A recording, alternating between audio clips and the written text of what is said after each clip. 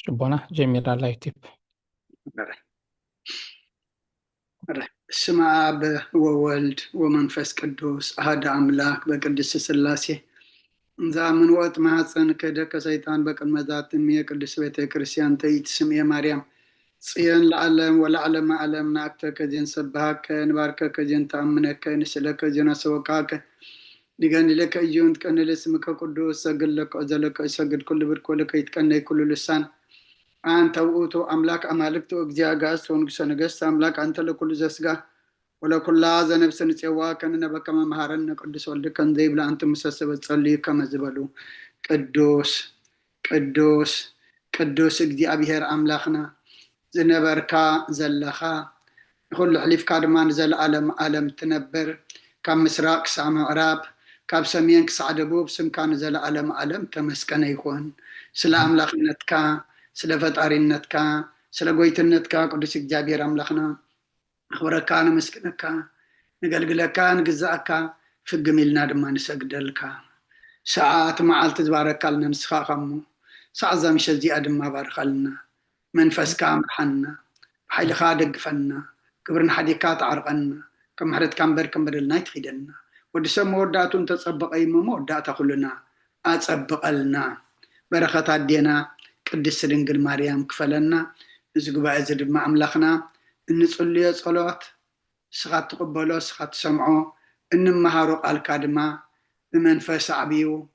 نفسنا مقبار زبصح نفس ما يزتأمت استعززنا يزفتسم قبرلنا بيد ملاك تحلونا عب سمايات نبر ربنا سمكا يقدس من قستغات مصا فاركام تاب سمايكم دمام تريخون نعلت مقبنا لما حبنا أنا نزودلنا بدلهم تحدقنا لهم بدلنا نعوسنا دقلنا كم كفاد احنا ننبر فتنا تتونا من قسم حيلين كبرن نزل علم نتكايما أمين أوزت يا مريم بناي قدس جبريل ملاك سلامتا سلام لك له بحلنا غدن قليخي بسقاخون دن قليخي أدى إجابي ارتباط قويتا سراوي سلام لك له نسخي كاب عن السبرختيخي فركر سخوم برخيو وملتا تسقا إجابي مساخيو وفست دس بالكي حتياتنا خسر لنا نفت ودخي يسوس كريستوس منتانا محرات لمن لنا أمين يفتح ويسرق جينا أملاك نورا ليس كريستوس كانك كان سريات يادم ساسي عبسا قلدو لبرو كشاتي برهان أنتم معوية كانت وعوية ديقونات ودون سايرقوز أنات ببسمكم كنو فتانا ونصحانا يرسين اسكلو عم سميات زيو مهارنا كريستوس ملعسر تخلت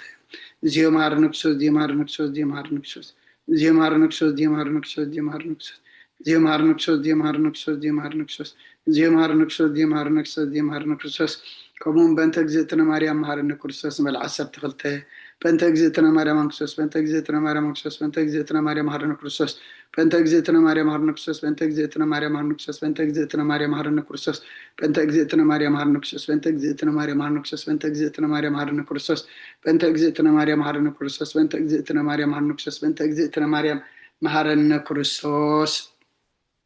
إذا ساعة زيا من بارسقا قويتانا إيس كرسوس أما قبرن مفتصمتا ساعة معلتن إيا كمون دك أسام سالمس سلزخوني كم ودعتا قزيع المساب تغصر نمسقانا زخلوت سناي نقرنز قبرلنا يقرب حالي زيا بيهر مابون قويتانا أملقنا مدعنا إيس كرسوس نمسكنو لنا سويرنا رودي إناني حليونا نقربنا تقبلنا تماقبنا نتنحنا نكسعزا ساعة زياونا بسحلنا أيو الجنب زعد السعلة زيان بفتم سلام كحلونا كل نزح زيابير أملقنا نلمنو لنا وقويتانا زيابير كل التحزاب بون قويتنا أملقنا مدعنا إيس كرسوس دعلو خل قبرن ما أنت خل قبرن أوش تخل قبرن نمسكنك كالنا سلا سور كانان زردا خانان زحل خانان نبخاون سلا زقرب كانان تقبل كانان سلا دعوب كانان زتنع خانان كسعزا سعد زياون سلا زبصح خانان نمسكنك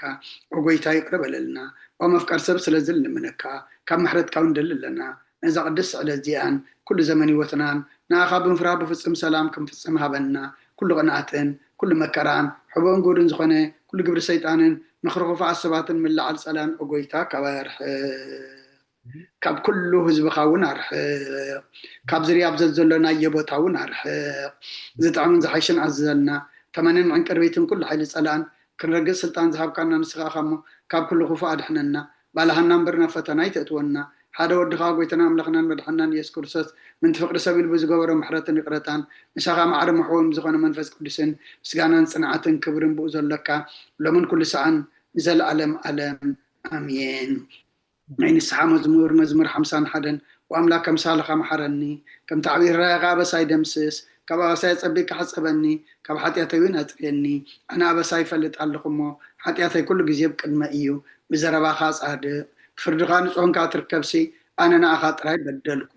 ኣብ ቅድሜኻ እከይ ገበርኩ እንሆ ብኣበሳ ተወለድኩ ናይ ከኣ ብሓጢኣት ተነሰተኒ እንሆ ንሓቂ ኣብ ውሽጢኻ ትደልዮ ኣብ ሕቡእን ጥበብ መሃረኒ ምንቲ ክፀርሱ ስምዕዛ ፅርየኒ ካብ በረድ ክፅዕዱ ሕፀበኒ ተንዝቐጥቀጥቃየን ኣዕፅምቲ ሕጎሳት ባህታን ሓጎስን ኣስማዓኒ ገጽካ ኣብ ሓጢኣተይ ከውሎ ንብዘላ ኣበሳይ እውን ደምስሶ ወኣምላኽ ፅሩይ ልቢ ፍጠረለይ ፅኑዕ መንፈስካ ኣብ ውሽጢ ሓድስ ካብ ገጽካ ይደርብየኒ ቅዱስ መንፈስካ ይተግድፈኒ ሓጎስ ምድሓንካ ምለሰለይ ብፈቃደኛ መንፈስ እውን ደግፈኒ መገድኻ ንምፍረስ ዝኽምሮም እየ ሓጥኣን ናባኻ ክምለሱ እዮም ወኣምላኽ ኣምላኽ ምድሓነይ ካብ ዕዳደም ኣናግፈኒ ልሳነይ ንፅድቅኻ እልል ክትብለሉ እያ ጎይታዬ ኣፈይ ምስጋና ክነግር ስኸናፍረይ ክፈት መስዋዕቲ ባየብለካን እዩ ተዘይኮነስ መቕረብ ኩልካ ነረ መስዋዕቲ ምራራይ ትብጎን ኢኻ እሞ መስዋዕቲ ኣምላኽ ስውር መንፈስ እዩ ወኣምላኽ ንስውርን ቁጥቁጥን ልባይ ትንቆን ኢኻ ንፅዮም ፀግኻ ሰናይ ግበረላ ንካትያት ኢየሩሳሌም ንዳቕ ሽዑ መስዋዕቲ ፅድቂ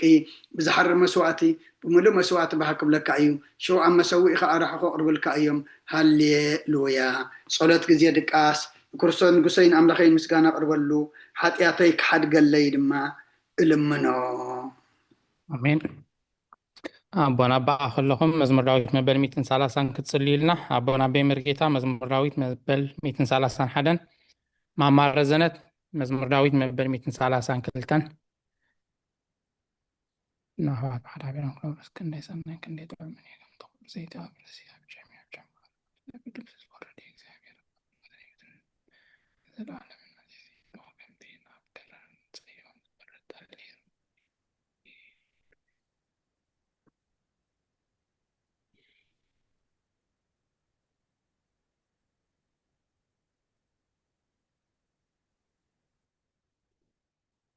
أبونا أبي ملاك السلام مزمور داويت مبل 230 شوعتن أبي مرجيتا مزمور داويت مبل 230 شومونتن مع مارزنت مزمور داويت مبل 240 حدن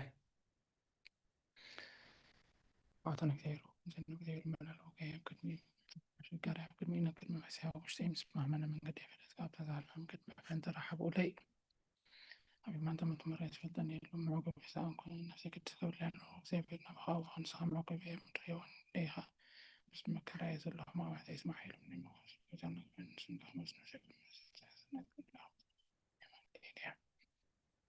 أبونا أبي ملاك السلام مزمور داويت مبل 240 شدشن أبي مرقيتا مزمور داويت مبل 240 شوعتن مع مارزانت مزمور داويت مبل 240 شمونتن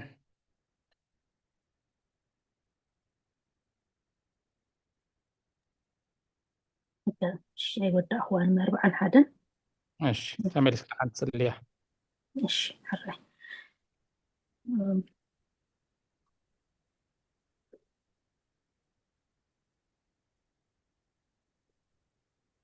ሃሌሉያ እግዚአብሔር ካብ ሰማያት ኣመስግኑ ኣብ ኣርያም ኣመስግኑ ኩልኩም መላእኽቲ ኣመስግኑ ዘለኹም ሰራዊት ኣመስግኑ እተን ፀሓይን ወርሕን ኣመስግኑ ኣቶም ብሩኻት ከዋኽብቲ ኣመስግኑ ኣቶም ናይ ሰማያትን ኣብ ልዕሊ ሰማያት ዘለኹም ማያትን ኣመስግኑ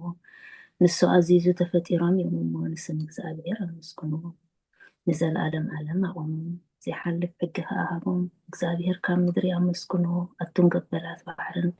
معامقن كلهم أتم حون بردنا سعيتان كمان قالوا التسلط بوبلان أتم مخرانن كرابيتهم كلهم فريتي أوان سعدتاتن كلهم أراويتهم كلهم انسسا لمن يتولون نفرتي أوان نقستاتن مدرن كلهم أحزابن مسابنتن كل خاتكم فرتي مدرن أقوازن قرازتن عبيتي مسنا عشتو سمو بين العليوم قرمو أبل علي سمياتن مدرن إيومو نسم እግዚአብሔር አመስግኑ ለህዝቡ ቀርኒያ አልዓለ ስለዚህ ሁሉም ቅዱሳን ደቀ እስራኤል እቲ ዝቀርቡ ህዝቢ ያመስግኑሉ ሃሌሉያ ምስጋና እግዚአብሔር ይመስገን አሜን ቅዱስ እግዚአብሔር ቅዱስ ኃያል ቅዱስ ሕያው ዘይመውት ወንጌል ሉቃስ ምዕራፍ 2 ካብ ቁጥሪ 25 ክሳብ 32 እነሆ ድማ ብኢየሩሳሌም ስምዖን ዝበሃል ሰብኣይ ነበረ እዚ ሰብኣይ ዝጻድቕ ንኣምላኽ ዝፈርሕ ንፅና እስራኤል ንፅበ ነበረ መንፈስ ቅዱስ ድማ ነበሮ ነቲ መሲሕ እግዚኣብሔር ከይረኣዮ ሞት ከም ዘይርኢ ድማ ብመንፈስ ቅዱስ ተገሊጹሉ ነበረ ብመንፈስ ከዓ ናብ ቤተ መቅደስ መፀ ወለዱ ነቲ ኢየሱስ ህፃን ከም ስርዓት ክገብርሉ ምስ ኣተው ስምዖን ድማ ኣብ ኢዱ ሓቆፎ ንኣምላኽ እውን ከም ዝናበለ ባረኾ ወጎይታይ ነቲ ንኣሕዛብ ምግላፅ ብርሃን ንህዝብኻ እስራኤል እውን ክብረት ክኸውን ኣብ ቅድሚ ኩሉ ዘዳለኻዮ ምድሓንካ ዓይንተይ ካብ ረኣያስ ሕጂ ከምቲ ዘረበኻ ንባርያኻ ብሰላም ተፋንዎ ኢኻ በለ ምስጋና ንእግዚኣብሔር ኣምላኽ ይኹን ኣሜን ኦ ክርስቶስ ኣምላኽና ብሴራ ኣቦኻን መንፈስ ቅዱስን ከምኡ ኩሉ ሰዓት ንሰግደልካ ኣሎና ኣሜን ኣሜን ኣዴና ኤልሳቤጥ ክፍልታት ጸሎት እንሆ ኣብ ቅድሚ ትኹን ዕፈራድ ክቐውም ተዳልየ ኣለኹ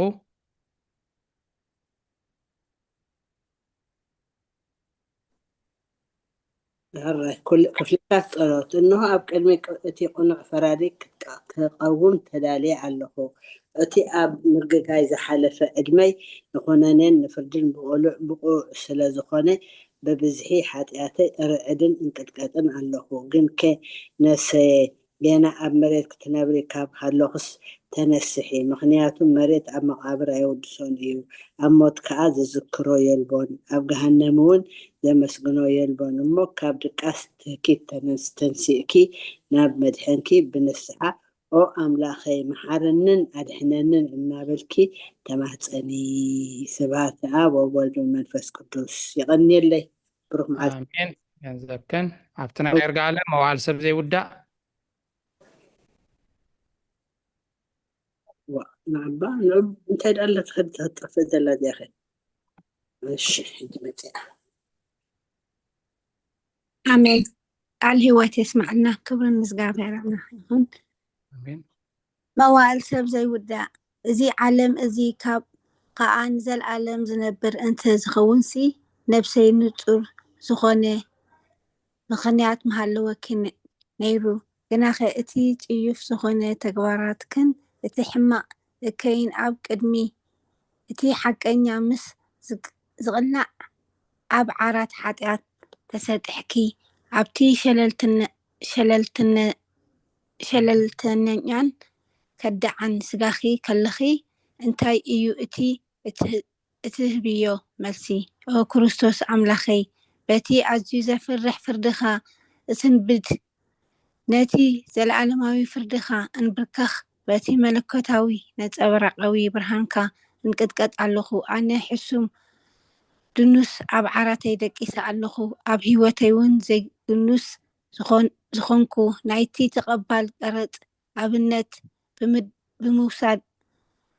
ኣፍ ልበይ እናወቃዕኩ ኦ ኣምላኸይ ኣነ ገበነኛ እየ እሞ ይቕረበለለይ እብል ኣለኹ ኣሜን ሃሌሉያ ኣሜን ሃሌሉያ ማማ ሙሉእ ኦ ንጽሕቲ ድንግል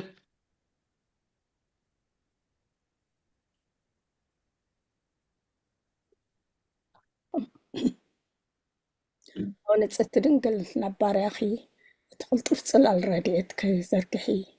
ነታ ኣብ ህልናይ ከማዕበል ዝጋማጠል ክፉእ ሓሳባት ካባይ ርሕቕዮ ነታ ሕመምቲ ነፍሰይ ብኸንቱነት ኣዝዩ ሓላዋታ ጠፊእዋ ኣሎ እሞ ናብ ጸሎትን ምንቕቓሕን ናበግስ እያ ምኽንያቱ ንስኺ ከኣሊትን ምሕረት እትልምን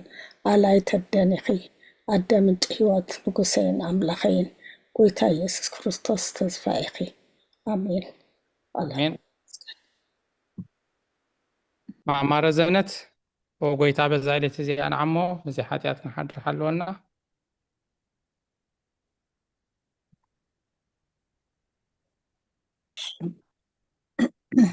ብየማን ወገን ተቆሪፀና ንለዋ ወይም ከም መፅሓፍትን ክባተ ኮይኑ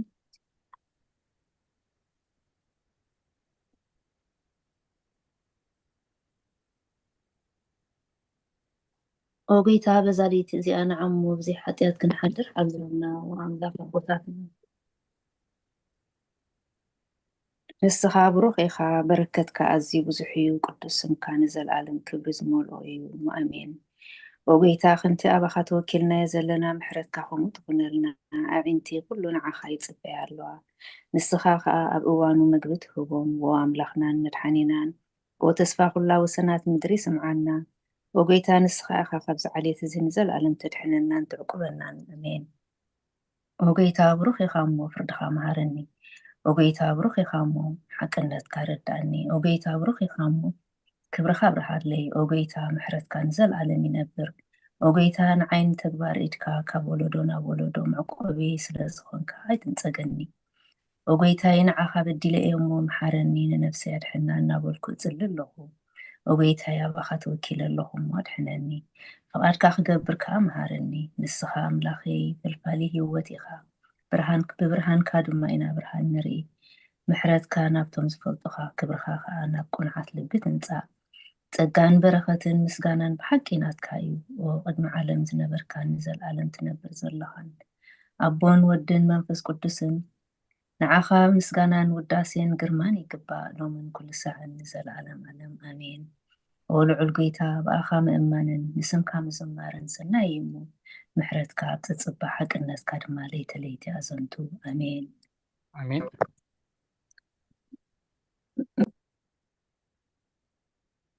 أدينا إلسابيت أبيت وداسي سلس قدس قدوس እግዚአብሔር ቅዱስ ሓያል ቅዱስ ሕያው ዘይመውት ካብ ቅድስቲ ድንግል ማርያም ኣይትስማዕን ዘሎ يسمع الله ካብ ቅድስቲ ድንግል ማርያም ዝተወልደ መሓረና ቅዱስ እግዚአብሔር ቅዱስ ሓያል ቅዱስ ሕያው ዘይመውት ኣብ ዮርዳኖስ ዝተጠምቀ ኣብ ልዕሊ ዕፀ መስቀል ምእንታና ዝተሰቕለ መሓረና ቅዱስ እግዚአብሔር ቅዱስ ሓያል ቅዱስ ሕያው ዘይመውት ኣብ ሳልሳይ መዓልቲ ካብ ሙታን ዝተንስአ ብምስጋና ናብ ሰማያት ዝዓረገ ኣብ የማን ኣቦኡ ዝተቐመጠ ኣብ ህያዋንን ሙታንን ክፈርድ ኣብኡ ዝተቐመጠ ኣብ ህያዋንን ሙታንን ክፈርድ ከም ብሓድሽ ክመጽእ እዩ። ኦ ጌታ መሓረና። ምስጋና ንኣቦን ንወልድን ንመንፈስ ቅዱስን ሎምን ኩሉ ሰዓን ዘለዓለም ዓለም ኣሜን። ይቀኒለይ آمين. ኦ ስሉስ ቅዱስ መሐረና ኦ ስሉስ ቅዱስ መሐረና ኦ ስሉስ ቅዱስ መሐረና ኦ ጎይታ ኃጢአትና ሓደገልና ኦ ጎይታ በደልና ይጸብጽበልና ኦ ጎይታ አበሳና ይቅረበለልና ኦ ጎይታ ንሕማት ብኻብ ፀሓየሞ ምእንቲ ትቅዱስም ካልካ ፈውሶም ኦ ጎይታ ነቶም ዝመቱ ቦታትና ኣዴታትና ንኣሕዋትና ንሓትናን ክዓርፍ ኦ ካብ ኃጢአት ንዝኾንካ ጎይታ መሐረና ኦ ካብ ኃጢአት ንዝኾንካ ጎይታ ርዳአና ልማናና ከዓ ተቀበለልና ክብርን ምስጋናን ብፍጹም ማዕርግን ቅድስናን ንዓኻ ይግባእ እሜን። ኦ ጎይታ መሐረና ኦ ጎይታ መሐረና ኦ ጎይታ ባርኸና ኦ ጎይታ ብቕዓት ግበረና ምስጋና ከምዚ ኢልና ክንጽልብ ሰማያት ትነብር ኣቦና ስምካ ይቀደስ መንግስትኻ ትምጻእ ፈቃድካ እንተ ኣብ ሰማይ ከምኡ ድማ ምድሪ ይኹን ንዕለት መግብና ለመሃበና ንሕናን ዝበደሉና በደሎም ከም ዝሓደግናሎም በደልናን ኣበሳናን ደገልና ክፋድሕነና እምበር ኣብ ፈተና ይተእትወና መንግስትን ሓይልን ክብርን ዘለዓለም ናትካ ኢማ ኣሜን። ኦ ዝትየ ማርያም ብናይ ቅዱስ ገብርኤል መልኣክ ሰላምታ ሰላም ለክለኹ ውሕና ክድንግል ኢኺ ብስጋኹን ድንግል ኢኺ ኣደይ እግዚኣብሔር ፀባኣት ጎይታ ሰራዊት ሰላም ለክለኹ ንስኺ ከዓ ንስ በረኽቲ ኢኺ ፍረ ከርስኹም ብሩኽ እዩ ኦ ምልዕተ ጸጋ እግዚኣብሔር ምሳኺ እዩ ኦ ፍስቲ ደስ በልኪ ሓጢአትና ኣሰሪየልና ናብ ፍቲ ወድኺ ኢየሱስ ክርስቶስ ምእንታና ምሕረት ለምንልና ኣሜን። እሺ ሓፍትና ይርጋለም ምስጋና ንቅድስት ድንግል ማርያም አሜን። ቃል ህይወት የስመዐልና ኦ ቅድስት ምልዕተ ጸጋ ኩሉ ግዜ ድንግል ዝኾንኪ ወላዲት ኣምላኽ ኣዴ ክርስቶስ ሰላም ንብለኪ ምእንቲ ሓጢአትና ክሓድገልና ናብ ፍቅር ወድኺ ጸሎት ንዓርግልና ሓቀኛ ብርሃን ኢየሱስ ክርስቶስ ኣምላኽና ዝወለድክልና ቅድስት ድንግል ሰላም ንብለኪ ሓጢአት ነፍስና ሓዲጉ ክምሕረና ናብ ጎይታና ለምንልና ኦ ቅድስት ድንግል ማርያም ወላዲት ኣምላኽ ንዘርኢ ሰብ እምንቲ ኣማላዲት ናብ ወድኺ ኢየሱስ ክርስቶስ ብሕድገት ሓጢአትና ትጽግወና ለምንልና ኦ ናይ ሓቂ ንግስቲ ድንግል ሰላም ንብለኪ ኦ ንኣማኒኤል ኣምላኽና ዝወለድክልና ኩርዓት ዘርእና ሰላምታ ነቕርበልኪ ኦ ድንግል ብጎይታና ኢየሱስ ክርስቶስ ተኣመነት ኣማላዲት ሓጢአትና ምእንቲ ክሓድገልና ተዘከርና ኣሜን አሜን። ማማሙሉ መእተው ጸሎት ሃይማኖት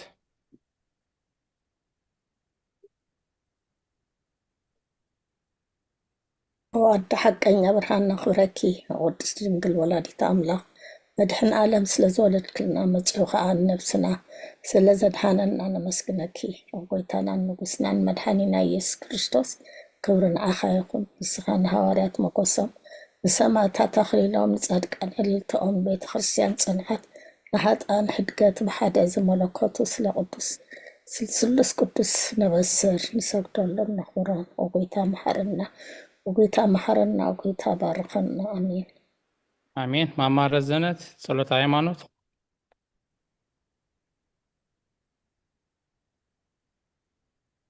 ናይ ሃይማኖት ጸሎት ኩሉ ብዝሓዘ ሰማይን ምድርን ዝርአን ዘይርአን ብዝፈጠረ ብሓደ እግዚኣብሔር ኣብ ንኣምን ብሓደ ጎይታ ብኢየሱስ ክርስቶስ ዓለም ከይተፈጥረ ምስኡ ህሉ ብዝኾነ ወልድ ኣብ ዋሕድ እውን ንኣምን ካብ ብርሃን ዝተረኽበ ብርሃን ካብ ሓቀኛ ኣምላኽ ዝተረኽበ ኣምላኽ ዝተወልደ እምበር ፍጡር ዘይኮነ ብመለኮቱ ምስ ኣብ ማዕረ ዝኾነ ኩሉ ብኡ ዝተፈጥረ ብዘይክኡ ግና ኣብዚ ምድሪ ዘሎ ይኹን ወይስ ኣብ ሰማይ ዘሎ ምንም ዝተፈጥረ የልቦን ምእንታና ምእንቲ ሰብ ምእንቲ ድሕነትና ካብ ሰማያት ዝወረደ ብመንፈስ ቅዱስ ካብ ቅድስት ድንግል ማርያም ስጋ ለበሰ ሰብ ኮነ ሰብ ኮይኑ ድማ ብዘበን ጴንጤናዊ ጲላጦስ ምእንታና ተሰቕለ ሓመመ መከራ መስቀል ተቐበለ ሞተ ተቐብረ ኣብ ቅዱሳት መጻሕፍቲ ከም ዝተጻሕፈ ኣብ መበል ሳልሳይ መዓልቲ ካብ ሞታን ተፈልዩ ተንስአ ብክብሪ ናብ ሰማይ ዓረገ ኣብ የማን ኣቦኡ ተቐመጠ ከም ብሓድሽ ንሕያዋንን ሞታንን ክፈርድ ብክብሪ ክመጽእ እዩ መንግስቱ እውን መወዳእታ የብሉን ጎይታን መሕወይን ብዝኾነ ካብ ኣብ ብዝሰረፀ መንፈስ ቅዱስ ንኣምን ምስ ኣብን ወልድን ሰግደሉን ነመስግኖን ብነቢያት ዝተነግረ እዩ ልዕሊ ኩሉ ናይ ሃዋርያት ጉባኤ ብዝኾነት ብሓንቲ ቅድስቲ ቤተ ክርስቲያን ንኣምን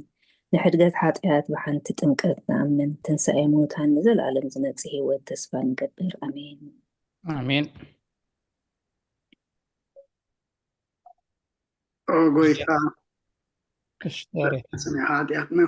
ኦ ጎይታ ጸሎትና ሰሚዕ ኃጢአትና ሓደገልና ክርያላይሶን ክርያላይሶን ክርያላይሶን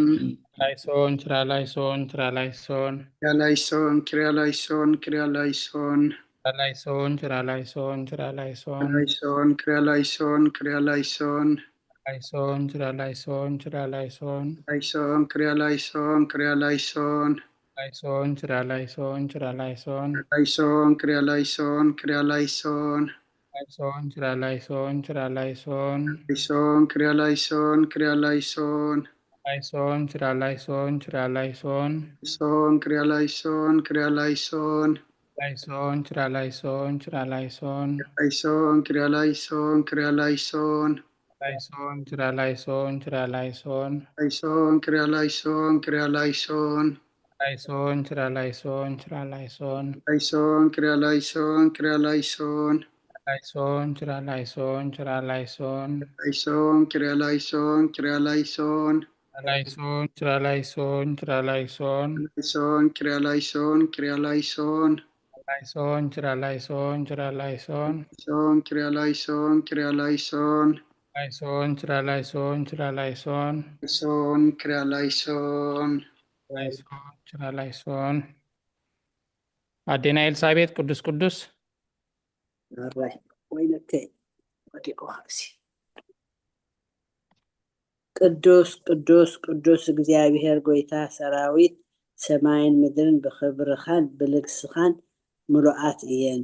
ኦ ንኩሉ እትመልኽ እግዚአብሔር ኣቦ መሓረና ኦ ጎይታ ሰራዊት ኣምላኽ ሓይልታት ምሳና ኦ ጎይታ ሰራዊት ኣምላኽ ሓይልታት ምሳና ይኹን ምክንያቱ ኣብ ግዜ ሽግርና ጭንቀትናን ብዘካኻ ረዳኢ የብልናን ኦ ኣምላኽ ኣባና ሕደር ንበደልና ይቕረታን ምሕረትን ግበረልና እቲ ብድሌትናን ብዘይድሌትናን ዝገበርናዮ እቲ ብፍላጥን ብዘይፍላጥን ዝሰራሕናዮ ስውርን ጉህድን ዝኾነ ሓጢኣትና ምእንቲ እቲ ኣብ ልዕሊና ዝስመ ቅዱስ ስምካ ኢልካ ኦ ጎይታ ይቕረበልና ኦ ጎይታ ከም ምሕረትካ ዳኣ እምበር ከም ተግባርና ኣይኹን ኦ ጎይታ ብቑዓት ግበረና ብምስጋና ከምዚአና ክንጽሊ ኣብ ሰማያት ትነብር ኣቦና ስምካ ይቀደስ መንግስትኻ ትምጻእ ፍቃድካ ከምቲ ኣብ ሰማይ ከምኡ ድማ ምድሪ ይኹን ንዕለት መግብና ሎሚ ሃበና ንሕና ዝበደሉና በደሎም ከም ዝሓደግናሎም በደልና ንዓሳና እንደገልና ካብ ክፉ ኣድሕነና እምበር ኣብ ፈተና ኣይተእትወና መንግስትን ሓይልን ክብርን ንዘለኣለም ናትካ ኢማ ኣሜን ኦ ዝትየ ማርያም ብናይ ቅዱስ ገብርኤል መልኣክ ሰላምታ ሰላም ለክለኹ ሕሊናኺ ድንግል ኢኺ ብስጋኹን ድንግል ኢኺ ኣደ እግዚኣብሔር ፀባኦት ጎይታ ሰራዊት ሰላም ለክለኹ ንስኺ ካብ ኣንስቲ ብርክቲ ኢኺ فركرسكم برخيو أمل تسقى جابير مساقيو أوفست دس بلكي حتياتنا سريلنا نفتو ودخي يسوس كريستوس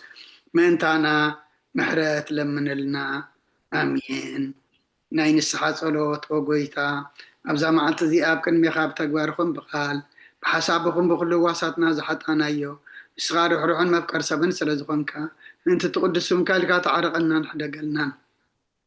وأملاك سلام كنحضر سلام وتليتها بنا أبزانا يدك أسقدينا خاب كل تشنكتنا أكبرنا كاب كل خفاتن كاب كل فتنا سلام كحلونا خانا سلام الأكل أخلنا بسقام برهراين تمفكر سب زخون حدا ودخا قويتنا أملاقنا المدحنا أن يسكرسوس يتبون مسؤون كبرن وداسيان قرمان ذلوكا معري خام زخون وهوت منفس قدسن مسقانا يقبأك حج النزل ألما آمين نفسه كيف سعاد صلى صلوات وقويتا محرنا محرت كونا بزحلنا وأمن بشوكف ساعات انجزين أب سماينا مدرين خبر السجر الكاكرسوس من أملاقنا وعن نوية تعقسم بزحمرات بسنيات ملاقا روحا تمانا زقدامين حتى تنياتات تمحر نحاتو بنسحات مليس بهوات كنبرن برموتو زي تدلي من تصب يمزل تسفى سمايات كرهبو كل بنا بدحنا تتقدم وقويت أبزا ساعات ديانا كل ساعات اللي ماننا تقبل هواتنا كأنا علنا تإزازات كان قبر مرحنا منفسنا قدس سقانا حساباتنا ننسه تمنيتنا ونسمر حمامنا فوس حتياتنا حدقلنا كاب كل خفع عزن سكياتن برد عنا بلونا ممكن نقب قدسان ملاقتك حلونا نوهدت امنتك من رحمة انتي نابت زي مرمرن زي وسنين فتتك هم بس حد لنا نسخان زي العالم بروحك امين وقويتا بقعات كبرنا بمسقانا خمزيلنا خنصلي سماياتنا برابونا سمكا يقدس منقصتها تمسا خاد كان تاب سماي كومد ما عمدريخون اعلت مقبنا لو محبنا احنا نزودولنا بدلهم كم تحرقنا لهم بدلنا نعوسنا ندقلنا كفاد احنا النمبر أفتنا يتأتونا نقسن حيلن كبر نزل علمنا تكاين امين قول يا مريم بناي قدس جبريل ملا سلامتا سلام لك كلخو حلنا خدن قليخي سقاخون دنقليخي أدى إيجابير وعد قويتا سراوي سلام لك كلخو نسخي كاب عن السبرختيخي فركر سخون برخيو وملت هتسقا يا بهير مساخيو وفسيتي دسي والكي حتياتنا خسريلنا نفتو ودخي يسوس كريستوس منتانا محرات لمن لنا آمين آمين طيب الله آمين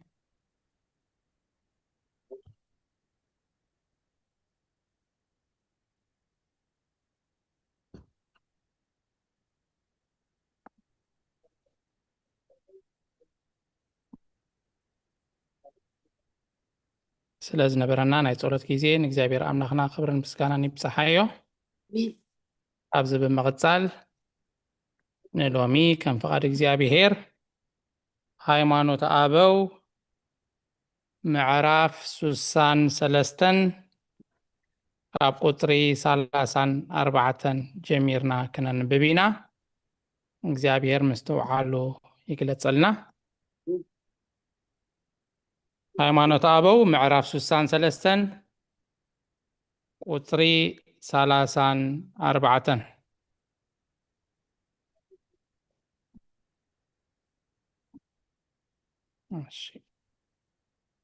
ኣብ ቁጥሪ 34 አንተ ንባብ አላትና ማማሙሉ መልእክቲ ጳውሎስ ናብ ሰብ ዕብራውያን ምዕራፍ 3 ካብ ቁጥሪ 1 ክሳብ 7 በቶም ዝሰምዕዎ ካብ ሙሴ ከመይ ልዕል ከም ዘበሎ ኣስተውዕል ንሙሴ ፍጡር ክሰምዮ ከሎ ንክርስቶስ ግና ፈጣሪ ንሙሴ ድማ ብኩሎም እቶም ዘንብቦም ምስክር ምእንቲ ክኾኖ ኣብ ልዕሊ ኩሉ ቤቱ እሙን ገበሮ ዕብራውያን 3:1-7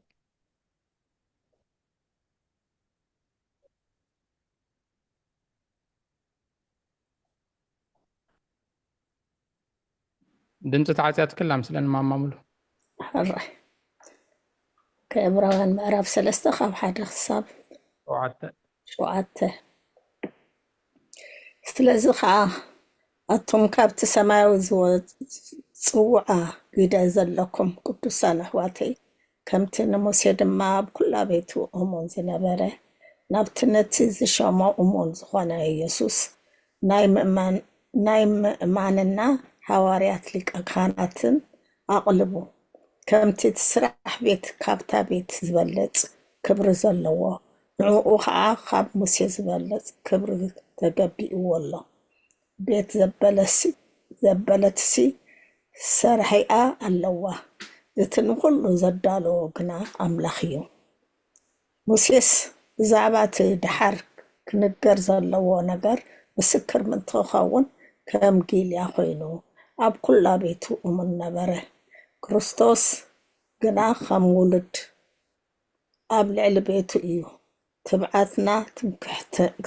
ትምክሕቲ ተስፋናን ክሳዕ መወዳእታ ኣጽኒዕና እንተሓዝና ቤቱ ንሕና ኢና ምእንቲ ክሳብ ሸውዓተ ምእንቲ እዚ መንፈስ ቅዱስ ከምዚ ይብል ሎሚ ድምፁ እንተሰማዕኹም ኣባያተ ጠውትክል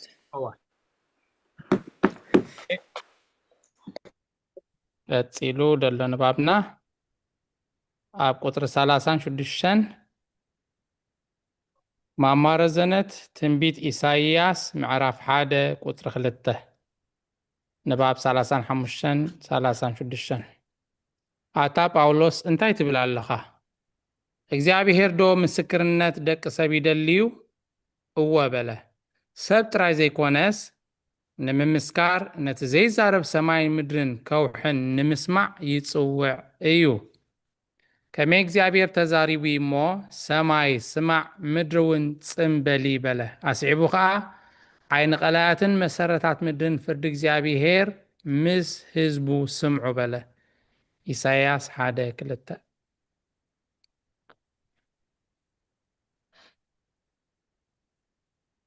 ናባኸያ ማማረዘነት ኢሳያስ 1:2 እግዚአብሔር ይዛረብ ኣሎ እሞ ኣቶም ሰማያት ስምዑ እቲ ኣብቲ ምድሪ ጽንበሊ ንውሉድ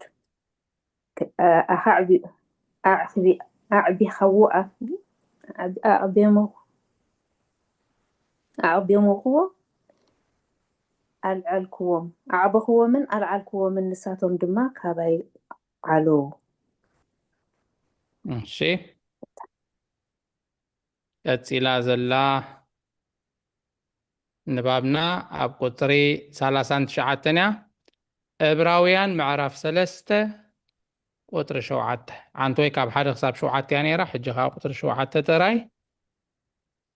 ሓፍትና ርግኣለም ዕብራውያን ምዕራፍ 3 ቁጥሪ 7 ከተንብብልና ኢኺ ንባብ ቁጥሪ 37 ክሳብ 39 ግናኸ ሙሴ ኣገልጋሊ ስለ ዝኾነ ሕብረቱ ምስቶም ኣገልገልቱ እኳ እንተኾነ ንሱ ኣብ ልዕሊኦም መጋቢ እዩ ክርስቶስ ጎይታና ግና ውሉድ ስለ ዝኾነ ባዕሉ ንኣገልገልቲ ኣቦኡ ከድሕን ይደሊ ናይ ኣቦኡ እንተኮይኑ እውን ከምኡ ናቱ እዮም ምእንቲ እዚ ድማ ከም ዝናበለ ነገር ወሰኸ ክርስቶስ ከም ውሉድ ኣብ ልዕሊ ቤቱ ስለ ዝኾነ ቤቱ ንሕና ኢና ነቲ ቤት ከም ህዝቢ ክገልጾ ከሎ ዶ ርኢኻ እምበኣር ህዝቢ ዝተባሃልና ንሕና ኢና ብድሕሪ እዚ እምነቱ እንተሓሎና ናይ ተስፋና ትምክሕቲ ንሓዋሩ ጽኑዕ እዩ ንእግዚአብሔር ድማ መሕደሪኡ ንኸውን ይብል ኣብ ገድልን ተጸናዕና ሃይማኖትና ከዓ እንተሓሎና ትምክሕቲ ተስፋና ንሱውን ምእንቲ እቲ ዝኸውን ተስፋ ምግባር ሰናይ እንተገበርና ይብል እዚ ንሓዋሩ እምነት ዘጽንዕ እዩ ንሳቶም ንሓዋሩ ምእንቲ ክጸንዑ እዩ ትናርቃለም ዕብራውያን 3:7 አሜን ቃል ህይወት ያስማዕልና ምእንቲ እዚ መንፈስ ቅዱስ ከምዚ ይብል ሎሚ ድምፁ እንተሰማዕኩም አሜን አባን ቀጽልያ ሎሚ ድምፁ እንተሰማዕኩም ከምዚ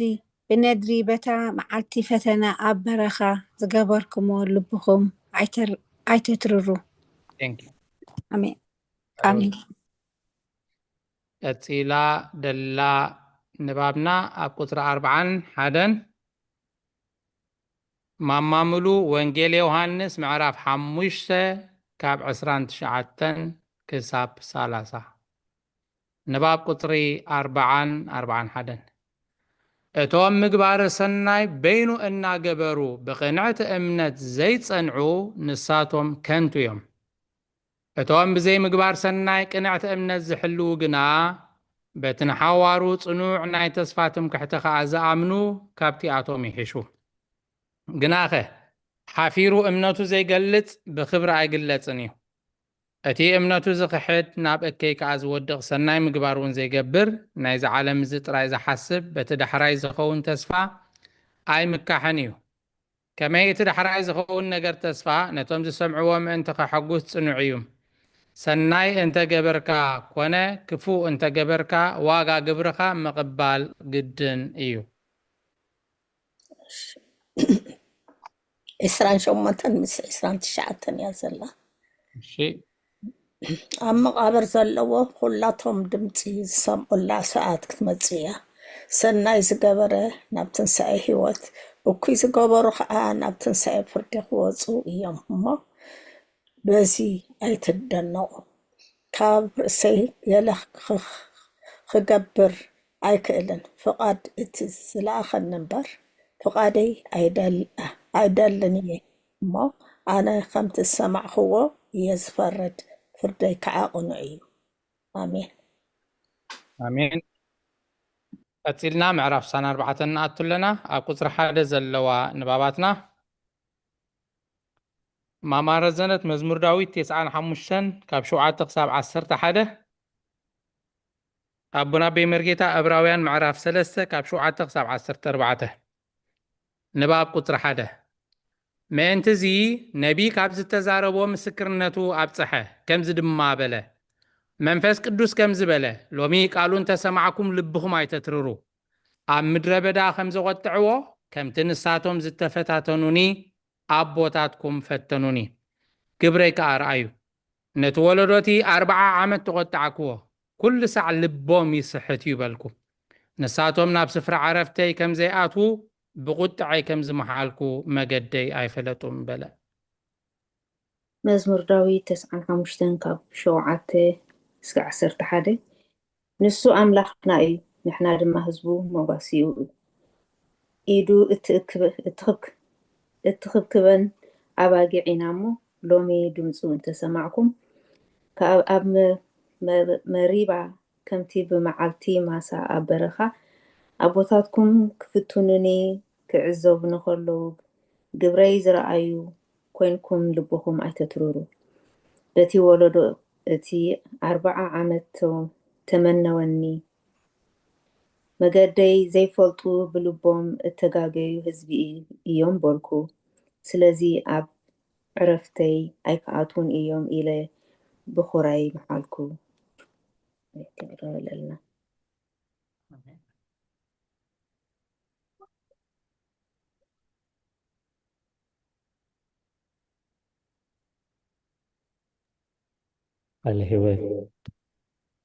الهوت يسكن ዕብራውያን ምዕራፍ 3 ካብ 7 ክሳብ 14 ምእንቲ እዚ መንፈስ ቅዱስ ከምዚ ይብል ሎሚ ድምፁ እንተሰማዕኹም ከምቲ ብነድሪ በታ መዓልቲ ፈተና ኣብ በረኻ ዝገበርክሞ ልብኹም ኣይተትርሩ ኣብኡ ኣቦታትኩም እናተዓዘቡ ፈተኑኒ ግብረይ ከዓ 40 ዓመት ረኣዩ ስለዚ ነዚ ወለዶ ዝኸረኽሉ እሞ ኩሉ ሳዕ ብልቦም ይስሕቱ መገደይ ግና ይፈልጥዎን እዮም በልኩ ብቁጣዓይ ድማ ናብ ዕረፍተይ ኣይከኣቱን እዮም ኢለ መሓልኩ ኣቱም ኣሕዋተየ ሎሚ ክበሃል ከሎ ኣብ ፀጥ ፅባሕ ንሓደ ሓድኩም ተመዓዱ እምበር ሓደ እኳ ካባኻትኩም ሓጢኣት እናዓሸዎ ከይተርር እሞ ምናልባሽ ኣብ ሓደ ካባኻትኩም ካብ ህያው ኣምላኽ ዘርሕቕ እኩይ ዘይኣምን ልቢ ከይህሉ ተጠንቀቑ ነታ መጀመርታ ኣመንቶና ክሳዕ መወዳእታ ኣጽኒዕና እንተሓዝናስ ተማቐልቲ ክርስቶስ ኮይንና ኣሎና እዩ ስለ ቃላት እግዚአብሔር ዝተመስገነ ይኹን አሜን ቀፂልና ኣብ ቁፅሪ 2 ዘለዋ ንባባትና ኣዴና ኤልሳቤጥ أبيت ኦሪት ዘፍጥረት መጀመርታ መጽሓፍ ቅዱስ ናይ ኦሪት ምዕራፍ 2 ቁፅሪ 2 ኣብታ ካልአይቲ ገጽ ኣላ ትክን ናይ መጀመርታ መጽሓፍ ቅዱስ ኦሪት ዘፍጥረት ኣብታ ካልአይቲ ገጽ ኦሪት ዘፍጥረት ምዕራፍ 2 ቁጽሪ 2 ሓንቲ ተቕስያ እሺ ሓፍትና ርግኣለም ዘዳግም 31 ቁጽሪ 7 ማማሙሉ ራእየ ዮሐንስ ምዕራፍ 14 ቁጽሪ 13 ንባብ ቁጽሪ 2 ንሱ 2 ዕረፍቲ የዘክር ኣሎ ሓደ ካብኦም ንሳቶም ዝኣተውዋ ናይ ብሉይ ምድሪ ርስቲ ካብ ድኻሞምን ውርደቶምን ውሕድ እዋን ኣብኣ ዘዕረፉላ እያ እታ ካልአይቲ ዕረፍቲ ግና ናይ መንግስቲ ሰማያት ምልክት እያ እቶም ዝረኽብዋ ድማ ካብዚ ናይ ዝዓለም እዚ መከራኦምን ሕማሞምን ንዘለኣለም ዓለም ክዕርፉ እዮም ኣነድየ ዋ ምዕራፍ 2 ቁጽሪ 2 ዋ ምዕራፍ 2 ቁጽሪ 2 ትብል ዳዕሞ ብዛዕባ ግዜ ምስኪን بعد كم فيها فنين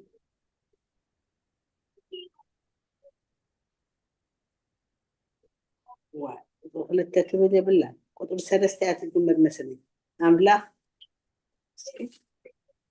قطر حري الجمر كله الدينا قطر خلده اللي الجمر يلا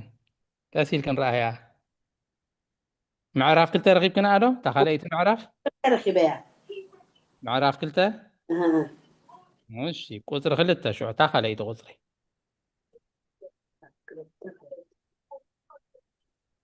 دحين قطر حري جمرات تسين كنا تخلتا كم جي إلو خاء فطرت سمايات مدرن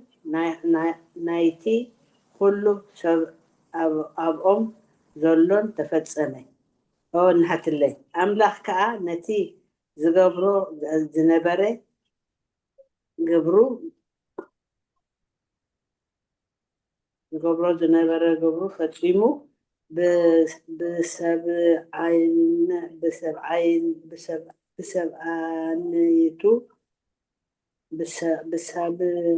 بسبعيتي معلتي كابتي زغبرو زنبره كله جزوف عرفه نعملاخ كأ هبتي زفترون زغبرون زنبره كله جبرو بتا سبعيتي معلتي سلز عرفه ناء برخان بارخان قدسان سمايات مدرن بزي خمزي تفترين آمين قالوا تسمع لنا سوري متى جميل كبيد إذا تقرني أجن وحي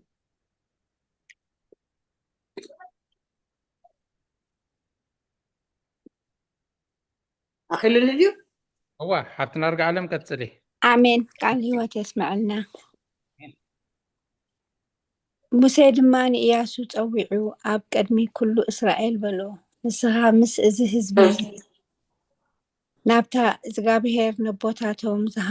ዝህቦም ዝመሓለሎም ምድሪ ክትኣቱ ንስኻ ድማ ክትረስትዮም ኢኻ እሞ ፅናዕ ተባዕ ከዓ ኣሜን قالوا تسمع لنا رأي يوحنس معرف 14 وقد 13 كاب سماي كعاد صحف توم كاب حجي بقويتا زموتو موتات بصوانيو هو قبرم كسعبهم يما كاب سعرم كحفر يوم يبل منفس زبلن دمتي سامعخو أغلاطهم مسكانا كاب سيدحنا آمين قتلنا ኣብ ቁጥሪ 5 ዘላትና ንባብ ማማረ ዘነት ዘሁልቅ ምዕራፍ 13 ካብ 3 ክሳብ 33 እያ ንባብ ቁጥሪ 3 ክሳብ ቁጥሪ 5 ስለምንታይ እዩ ነቲ ኣብ ሰማያት ዘሎ ሓደ ተስፋ ደጊሙ ነቲ ናይ ምድሪ እናኣዘከረ ዝነግሮም? እቲ ኣብ ሰማያት ዘሎ ተስፋ ብናይዚ ትርጓሜ ዝምእንቲ ክፍለጥን ነገሩ ቅኑዕ ኮይኑ ክግለጽን እዩ። ነታ መንገዲ እቲኣ ክንምርምር ይግብአና እዩ። ከመይ ንሳቶም ካብ ግብፅን ካብ ባሕሪ ኤርትራን ናብ ምድረ በዳ በጽሑ? ናብታ ናብኣ ከኣትዋ ዘለዎም ምድረ ርስቲ ከዓ ምእንቲ ክርእይዋ ናብኣ ሰለይቲ ሰባት ሰደዱ። ከይዶም ከዓ ሰልዮም ተመልሱ። እታ ሃገር ኩሉ ሰናይ ነገር ዝመልኣ ብምዃና በኣ ተመክሑ። ግናኸ ከም ዝበሉ ሃብታም ሃገርያ ህዝባ ግዳ ዘይሰዓሩ ጽኑዓት እዮም። ንሕና ኣብ ቅድሚኦም ከም ኣንበጣ ኢና። ዘኍልቍ 13:3-33 ማማረዘን ሙሴ ከምቲ ትእዛዝ እግዚኣብሔር ካብ በረኻ ራንጥ ሰደዶም። እዞም ሰባት እዚኣቶም ኩሎም ሓላቑ ደቂ እስራኤል ነበሩ። ስሞም ከዓ እዚ እዩ።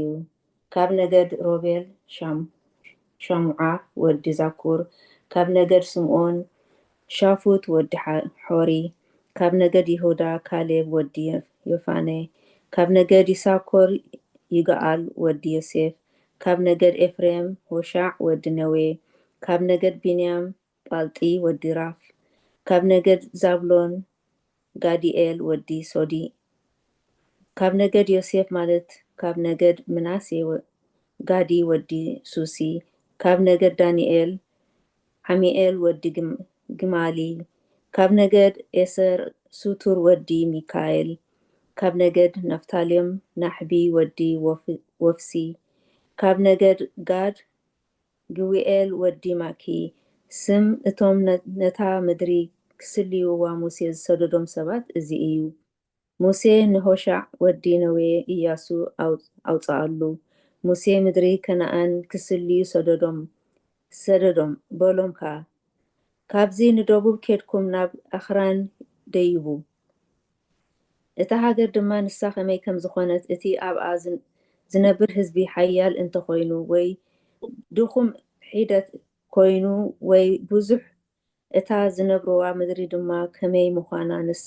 ጽብቕቲ እንተኮይና ወይ ሕማቕ እንተ ዝነብሩለን ከተማታት ከዓ ከመይ ምዃነን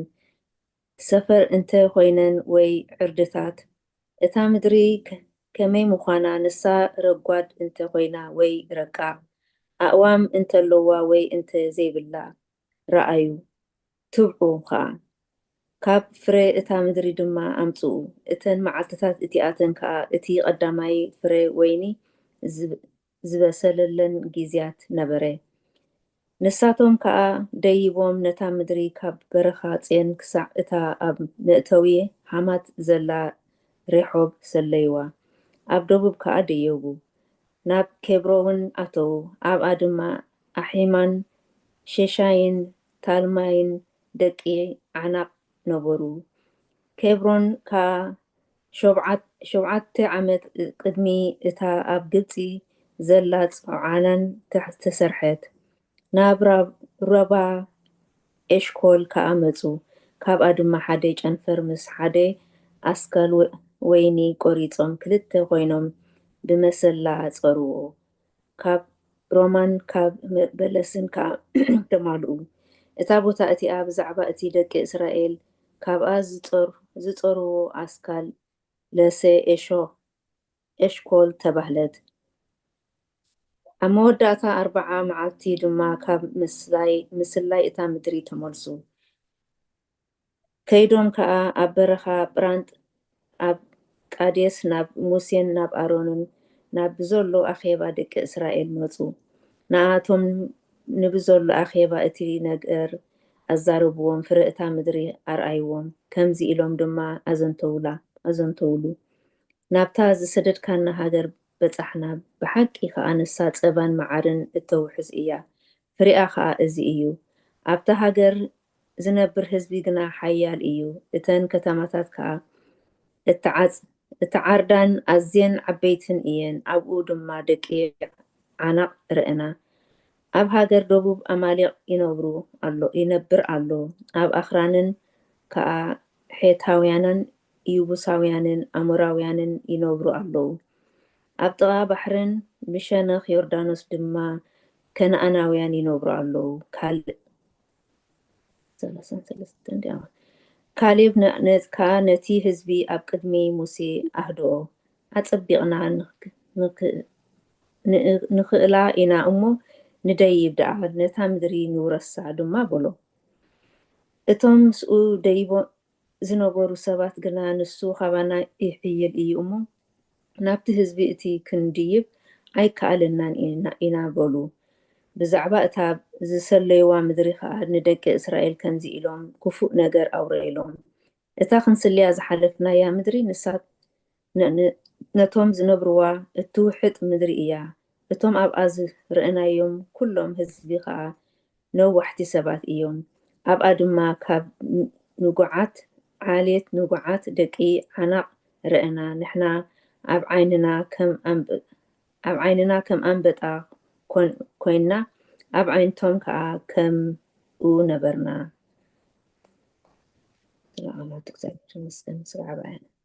ኣሜን። ካልኦት ተስምዐልና ቀፂልና ኣብ ቁጥሪ 7 ዘለዋ ንባባትና ኣብቲ ናርጋ ዓለም ዘፀአት 16 ቁጥሪ 13 ማማሙሉ ዘፀአት 17 ቁጥሪ 6 ኣቦና በይመርጌታ መዝሙር ዳዊት 78 ካብ 14 ክሳብ 24 ማማረዘነት ቀዳሜይቲ መልእክቲ ጳውሎስ ናብ ሰብ ቆሮንቶስ ምዕራፍ 10 ካብ 3 ክሳብ 5 ንባብ ቁጥሪ 6-7 እዞም ገዘፍቲ ክሳድን ተረርቲ ልብን ነቲ ቅድም እግዚአብሔር ዝገበረሎም ሰናይ ነገርን ኣብ ግብፂ ኣብ ማእከል ብዙሓት ሰራዊት ከመይ ከም ዘድሓኖምን ካብ ውርደት ከም ዝሓለዎምን ነቶም ግብፃውያን ክብዝብዙ ከም ዝሃቦምን ክዝክሩ ምተገብኦም ነበረ። ኣብ ምድረ በዳ ደጊሙ ብዕረፍቲ ዝሰትይዎ ማይ ከውሒ ሰንጢቑ ሃቦም፣ ካብ ሰማይ መና ኣዝነመሎም። እቲ ዝተረፈ ዝገበረሎም መንክራት ቁፅሪ የብሉን፣ ነዚ ኩሉ ኣይዘከሩን። በዚ ምስኣቶም ዝገበሮ ዓበይቲ ሓይልታትን ንሱ ዳግም ናብታ ምድሪ ዕረፍቲ ክእትዎም ከም ዝኽእልን ኣይኣመኑን።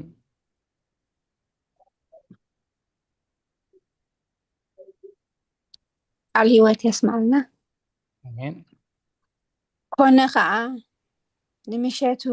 ብርሂጎታት ተላዒለን ነቲ ሰፈር ከደንኦ፣ ብጌሓት ድማ ኣብ ዙርያ እቲ ሰፈር ዛዓ ወዲቑ ነበረ። ኣሜን። ዘፀአት ምዕራፍ 17 ወዲ 6 እንሆ ኣነ ኣብኡ ኣብ ቅድሜኻ ኣብ ልዕሊ ኸውሒ ሆሬብ ደው ክብል እየ። ነቲ ኸውሒ ከዓ ክትወቅዖ ኢኻ፣ ነቶም ህዝቢ ዘስተ ማይ ድማ ካብኡ ክወፅእ እዩ በሎ። ሙሴ ድማ ኣብ ቅድሚ ዓበይቲ እስራኤል ከምኡ ገበረ። ስለቃላት ክብር ምስጋና ይኹን። አሜን።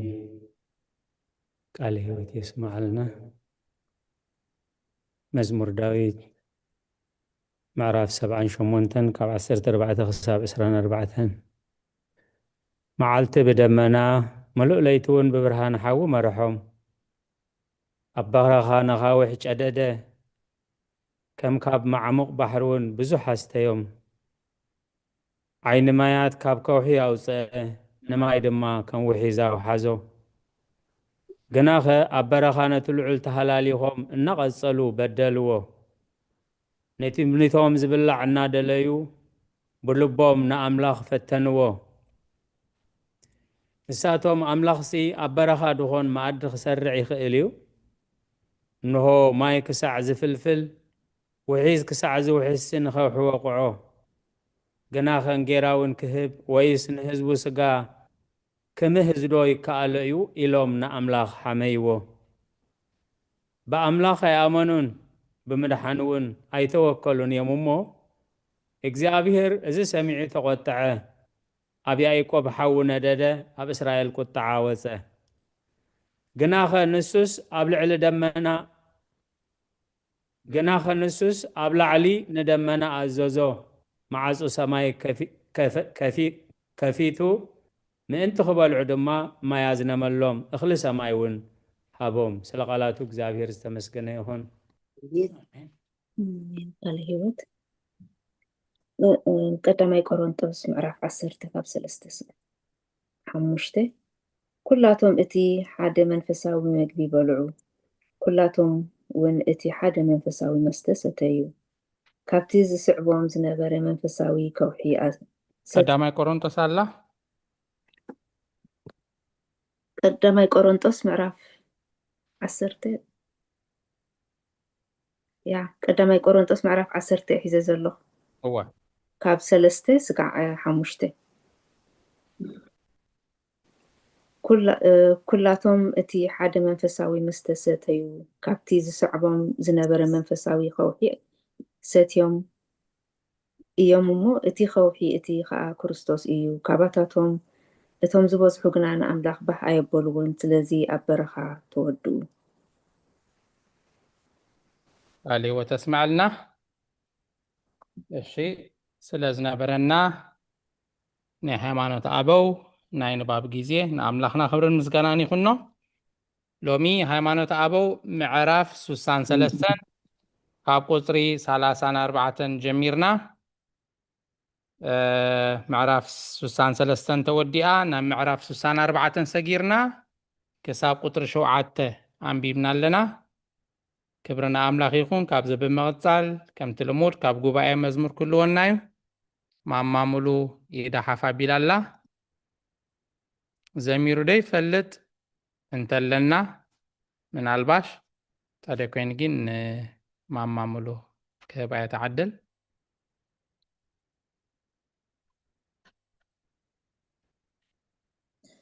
شيء معنا بقى السلام والفس قدس هذا الله امين جنا خلو تنقغني ኣብ ሓጢኣት ወዲቐ ኸይሳቐ መገደይ ኣርንቦ ኣካይዳይ ኢለ ትብል መዝሙር ኣምላኽ ይሕግዘኒ ወለካ ጀሚራት እንላክን ንኣምላኽ ክዘመሪ ገና ኸሎ ጠንቅቐኒ ኣብ ሓጢኣት ወዲቐ ኸይሳቐ መገደይ ኣርንቦ ኣካይዳይለ መገደይ ኣርንቦ ኣካይዳይለ ብርሃን በሪሁለይ ንኣምላኽ ቀሪበ ካብ ጸጋ ኸጐድል ትፈታኒ መጽ ንኽልተ ጠሚተ ልበይ ተኸፊሉ ንስጉም ተያጽነ ንመገደይ ሓሉ ገና ኸሎ ጠንቅቐኒ ኣብ ሓጢኣት ወዲቐ ኸይሳቐ መገደይ ኣርንቦ ኣካይዳይለ መገደይ ኣርንቦ ኣካይዳይለ ኣብ ኩሉ መገደይ كحسب نعخا قال كازي اللوات من قوي تائخا كم تزبل كاني أقنعنا كايداي أبخا خزنا أفتو من قوي تاي كنا خلوت أنكغني أبحث يتودي خيساقي መገደይ ኣርንቦ ኣካይዳይለ መገደይ ኣርንቦ ኣካይዳይለ ጎይታዬ ካብ ርእሰይ ኣይኮነን መገደይ ስጉምተይ ክቐንዕ ዓቕሚ ከም ዘይብለይ እዚ ተረዲኤ መፅኤ ናባኻ ንመገደይ ሓሎ ጎይታይ ሓደራኻ ገና ኸሎ ጠንቅቐኒ ኣብ ሓጢኣት ወዲቐ ኸይሳቐ መገደይ ኣርነቦ ኣካይዳ ኢለ መገደይ ኣርነቦ ኣካይዳ ኢለ ሰንከልከል ኣብዚሐ ከይመልእ ካባኻ ዓይነይ ክፈተለይ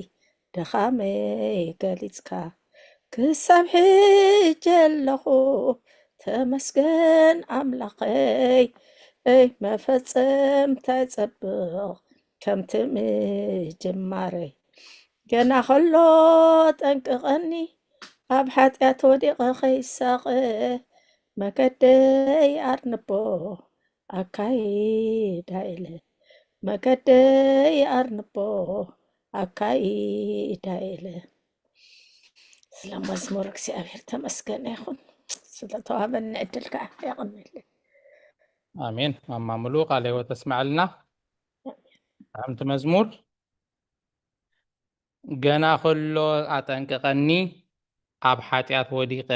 ከይሳቐ መንገደይ ኣርንቦ ኣካይዳይ እለ እያ ትብል ታዝማች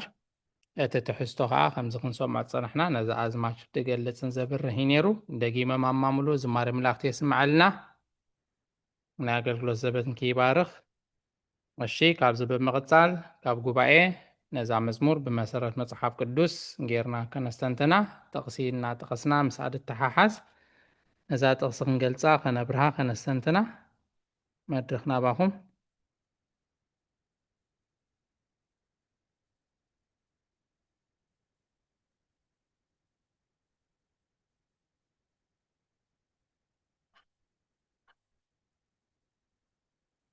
ገና ከሎ ኣጠንቅቐኒ ኣብ ሓጢኣት ወዲቐ ከይሳቐ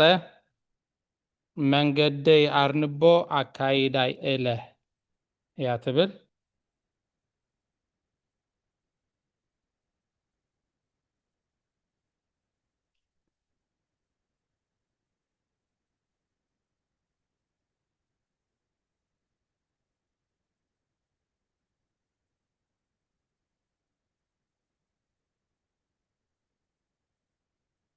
እሺ መድረኽ ናባኹም እዩ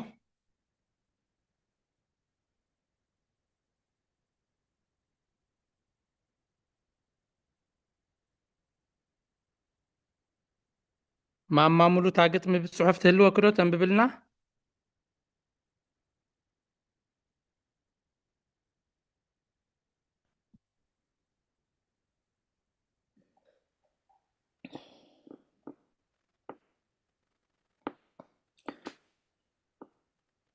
ንስማዓያ ማማ ሙሉ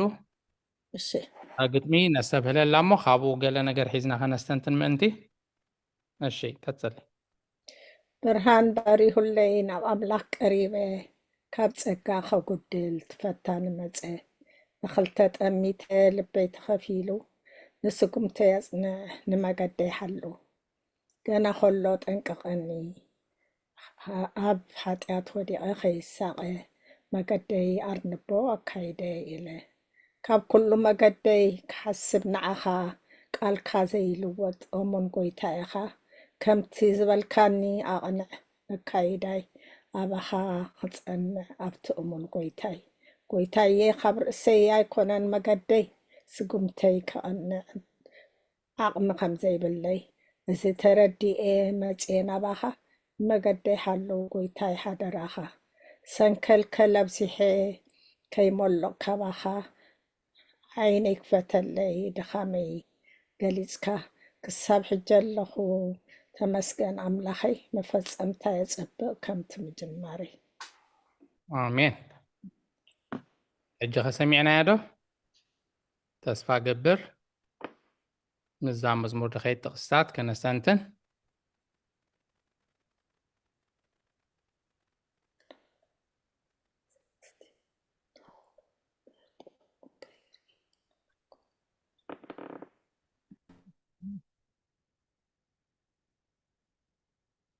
እሺ ጊዜና እንጠቀመሉ ኦኬ ማማ ጊዴና እግዚአብሔር ፀጉ የብዛሓልኪ ስለቲ ኩሉ ጊዜ ኣብ ስራሕ ኮይነ ከይበልኪ ምስ ስራሕ ተፃቢብኪ እትገብርዮ ተሳትፎን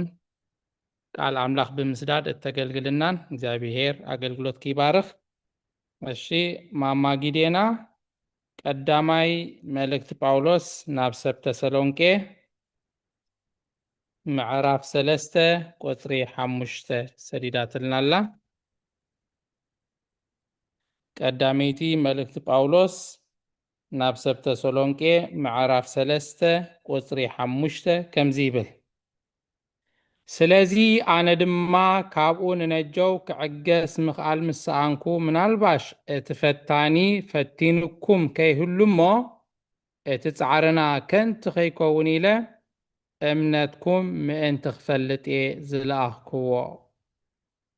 ሕጂ ግና ጢሞቴዎስ ካባኻትኩም ናባና መፂኡ ከምቲ ንሕና እንናፈቐኩም ዘለና ክትርኢና እናናፈቕኩም ኩሉ ሳዕ ብፅቡቅ ከም እትዝክሩና ብናይ እምነትኩምን ፍቅርኩምን ምስ ኣበሰረና። ስለዚ ኣሕዋቴ ሳላ እምነትኩም ኣብ ኩሉ ፀበባናን መከራናን ብዛዕባኹም ተፀናና እያ ትብል። ካልኦት ተስምዓልና ማማ ጊዴና ኣፍታ መዝሙር እንድሕር ዝተውዒልኩምላ ነርኩም ፈተነ ናይ ሰይጣን ተጠቂሳ ነይራያ። ንሰናይ እናኸድካ ናብ ፅቡቅ እናደለኻ ሰይጣን ንድሕሪት ጎተካ ይፍትነካ ካብ ፈተና ክሕልወካ ድብል ትሕሶ ነይራታ እታ መዝሙር ብትክክል ንዓ ትገልፃ ጥቕስያ። ካልኦት ተስምዓልና።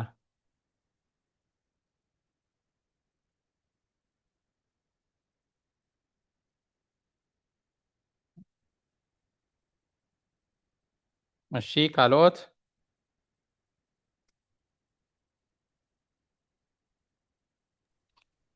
ፍትንዶ ዲያቆን ሓዊ ሽማ መረዘን ዌልካም። ኣብ ራእይ ዮሃንስ ምዕራፍ 2 ቁፅሪ 10-11 እነሆ ምእንቲ ክትፍተኑስ ዲያብሎስ ንገሊኹም ናብ ቤት ማእሰርቲ ክድርብየኩም እዩ 10 መዓልቲ እውን ፀበባ ትረኽቡ ኢኹም እሞ ነቲ ዝመፀካ መከራ ኣይትፍርሃዮ ክሳዕ ሞት እውን ኩን ኣነ እውን ኣክሊል ሂወት ክህበካ እየ። እዝኒ ዘላቱ እቲ መንፈስ ንማሕበር ዝብሎን ዘሎ ይስማዕ። እቲ ዝሰምዕ በቲ ካልኣይ ሞት ኣይክጉዳእን እዩ።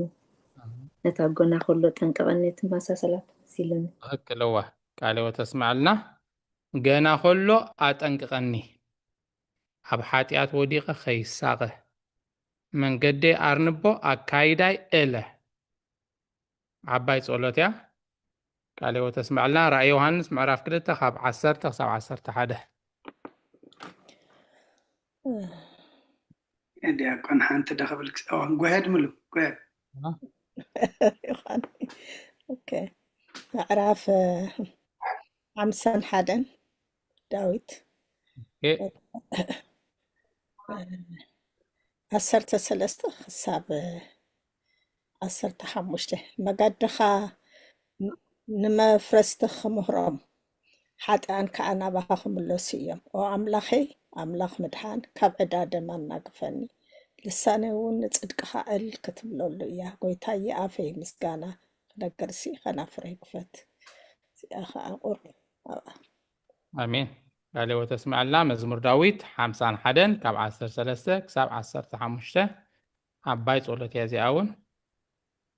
ካልኦት ተስምዓልና። እሽቦና ኣካይዳይ ኣፀብቐለይ ትብል ነይራ እሞ እታ መዝሙር ማእኸል ኣብ ቀዳማይ ጴጥሮስ ምዕራፍ 3 ቁፅሪ 16-17 ፍቃድ ኣምላኽ ከምዚ እንተደለየስ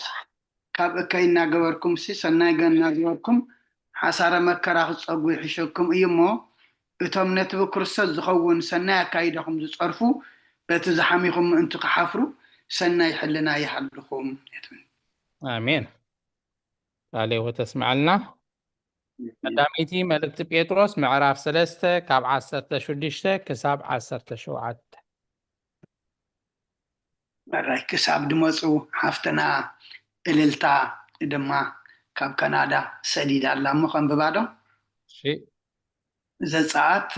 ምዕራፍ 23 ካብ ቁፅሪ ምዕራፍ 23 ካብ ቁፅሪ 20 ክሳብ 22 3 ጥቕስታት እየን። ቁፅሪ 20 ኣብ መገዲ ክሕልወካ ናብቲ ዘዳለኽዎ ቦታ ድማ ክእትወካ እንሆ መልኣኽ ቀቅድሜኻ ክልእኽ እየ ኣብ ቅድሚኡ ተጠንቀቕ ድምፁ ከዓ ስማዕ ኣይተምርሮ ሰማይ ኣብኡ እዩ እሞ ንበደልኩም ኣይሓድግን እዩ ድምፁ ኣጸቢቕካ እንተሰማዕኻ ኣነ ዝብለካ ኩሉ ድማ እንተገበርካ ኣነ ነጸላእትኻ እጻልኦም ንዝጻረሩኻ ድማ እጻረሮም እትብል ትክክል ቃልዎ ተስማዕልና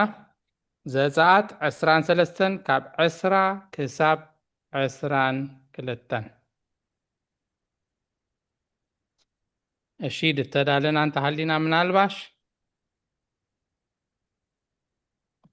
ከይኮልፈኩም ዝተዳለኹም ተሃሊኹም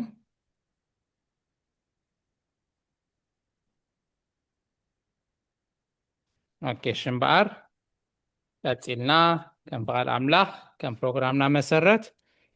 ንሎሚ ዝተማሃርናዮ ዘንበብናዮ ሃይማኖት ኣበው ምዕራፍ 63 ካብ 34 ክሳብ ፍጻሜ ኣንቢብና ቀፂልና ከዓ 64 ክሳብ ቁጥሪ 7 ኣንቢብና ክብርና ኣምላኽ ይኹን ሎሚ እንታይ ተማሂርና እንታይ ኣስተንቲና እንታይ ኣስተውዒልና ካብዚ ክንመሃሮ ካብዚ ከነንብቦ ፀናሕና ከነስተንትን መድረኽ ናባኹም ሕቶ ተለኻ መወዳእታ ናይ ሕቶ ግዜ ክህልወና እዩ ቀዳምነት ግን ነቶም ደስተንትኑ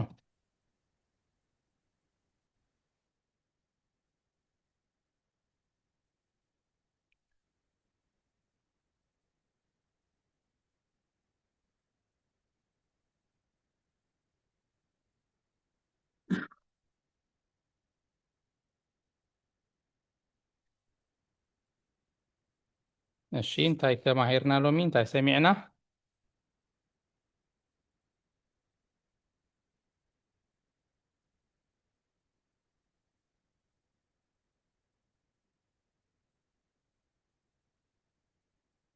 ወላ ካብቲ ጥቕስታት መወከሲ ጥቕስታት ዝተነበበ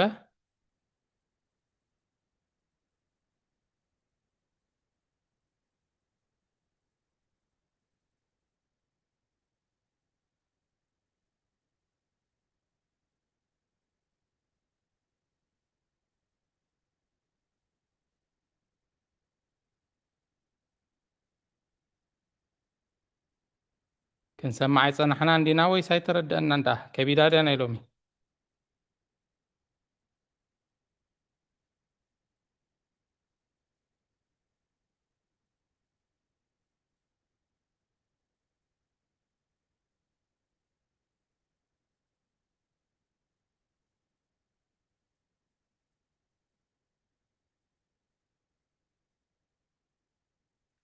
እሺ ስክሪን ምልስ ከብለልኩም እየ ወላ ሓጂ ዳንበብኩም ከተስተንትኑ ትኽእሉ ኢኹም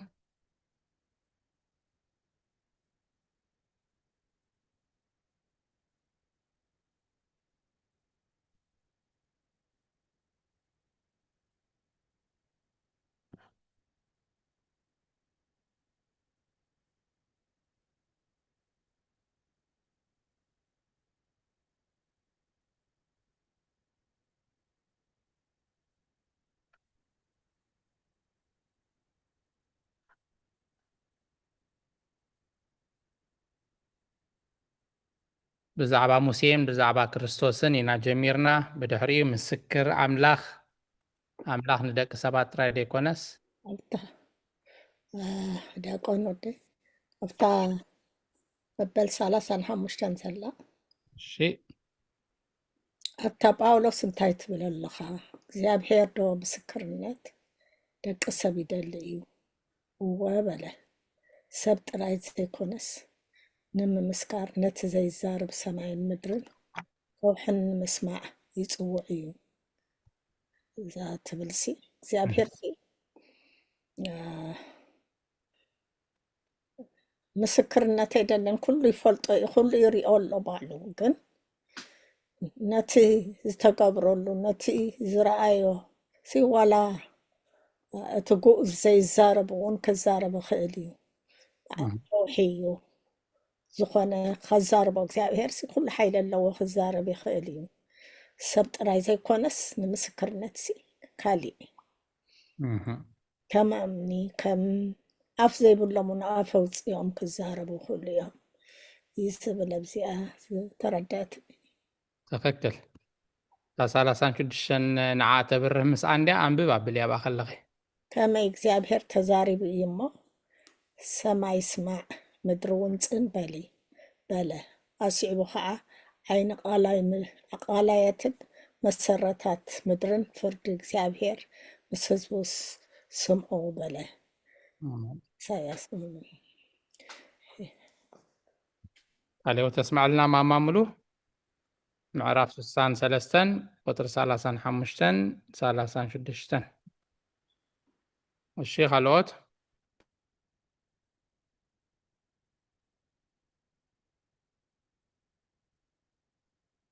ኣብዛ 37 38 ነሰብ ህለለን ኣብ ስክሪን ደለዋ ብዙሕ ትሕዝቶ ይደለወን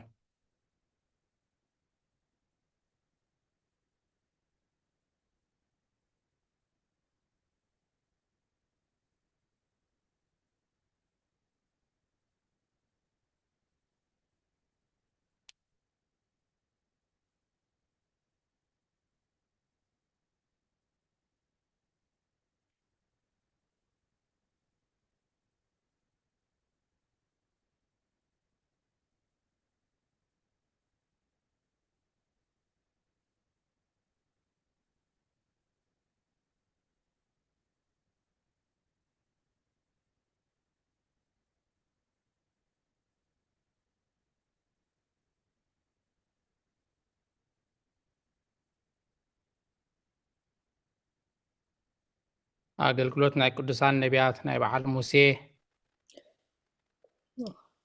ካንብባ ደሞ 37 38 እሺ ግና ኸ ሙሴ ኣገልጋሊ ስለ ዝኾነ ሕብረቱ ምስቶም ኣገልገልቲ እኳ እንተኾነ ንሱ ኣብ ልዕሊኦም መጋቢ እዩ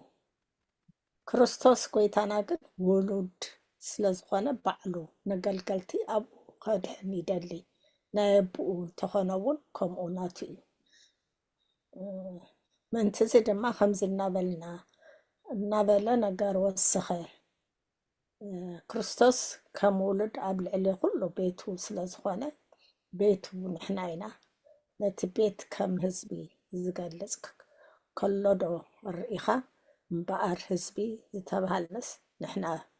ኢና እቲ ቤት ናይ ኣምላኽሲ ንሕና ኢና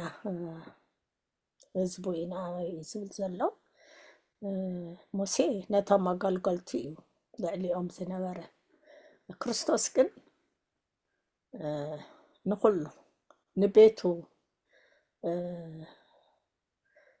ልዕሊ ቤቱ እዩ ንኩሉ ውሉድ ብልዕሊ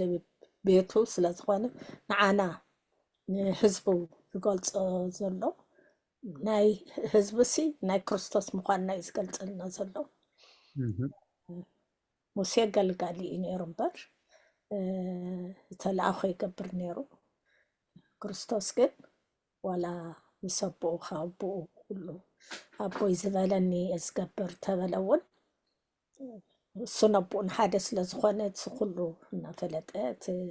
ትሕትና ነቲ ብሓደ ከም ዝሰርሑን ከሪአና ደሊኡ እሞ ውሉድ ስለ ዝኾነ ባዕሉ ነገልገልቲ ኣብኡ ከድሕን ይደሊ በቃ ናይ ውሉድ ኣብ ወልድ መንፈስ ቅዱስ ውሉድ ኢየሱስ ክርስቶስ ውሉድ ስለ ዝኾነ ነገልገልቱ ንዓና ንህዝቡ ከገልግለና ይደሊ ይስብል ዘለኻ ማማምሉ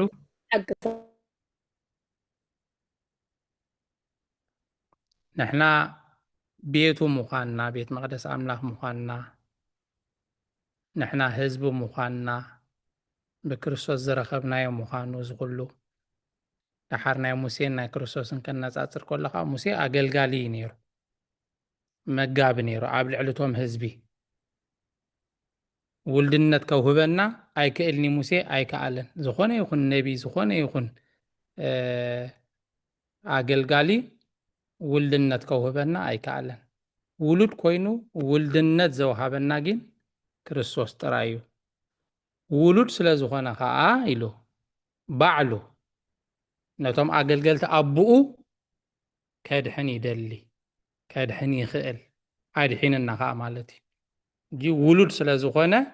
ከድሕን ይኽእል እዩ ምድሓናቱ እዩ ማለት እዩ ንዓና ከዓ ውልድነት ይብና ኣዝዩ ፍሉይ ነገር ገይሩ ካብ ላዕሊ ጀሚሩ እዩ ሙሴን ክርስቶስ እንዳበለ እንዳተዛረበ መፅዩ ናይ ክርስቶስ ውሉድ ምዃኑ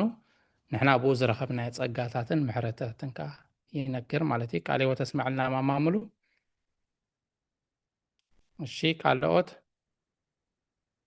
ክንርስዖ ንኽእል እንዲና ሕልፍ ሕልፍ ዳበልኩም ዋላ ብስክሪን መዘከርታ ኮነኩም ኢለ ገለ እንብብ ኣቢልኩም ትስ ክብለኩም ምእንቲ እንተኾነ ክንበብ ከሎ ኩሉ ግዜ ኖት ንሓዝ ኣትሊስት ሰብ የለን ኢለ እምበር እናሰራሕኩ እየ እኮ ዝዛረብ ዘለኹ ሓሬታ ግን የለውን ሎሚ እንታይ ከም ዝኸነ ፀቡቅ ካልኦት ተስማዕልና ቴንኪዩ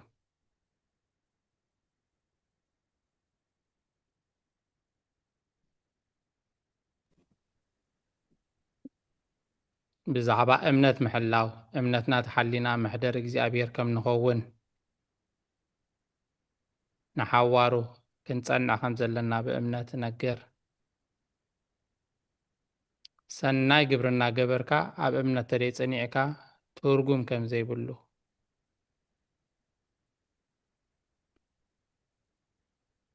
ቁፅሪ 41 እንደፍትና ትኽክል ፅብቕቲ መልእኽቲ እያ ግናኸ ሓፊሩ እምነቱ ዘይገልጽ ብክብሪ ዘይገልጽን እዩ እቲ እምነቱ ዝኽሕድ ናብ እከይ ዝወድቕ ሰናይ ምግባር እውን ዘይገብር ናይ ዘለኣለም ጥራይ ዝሓስብ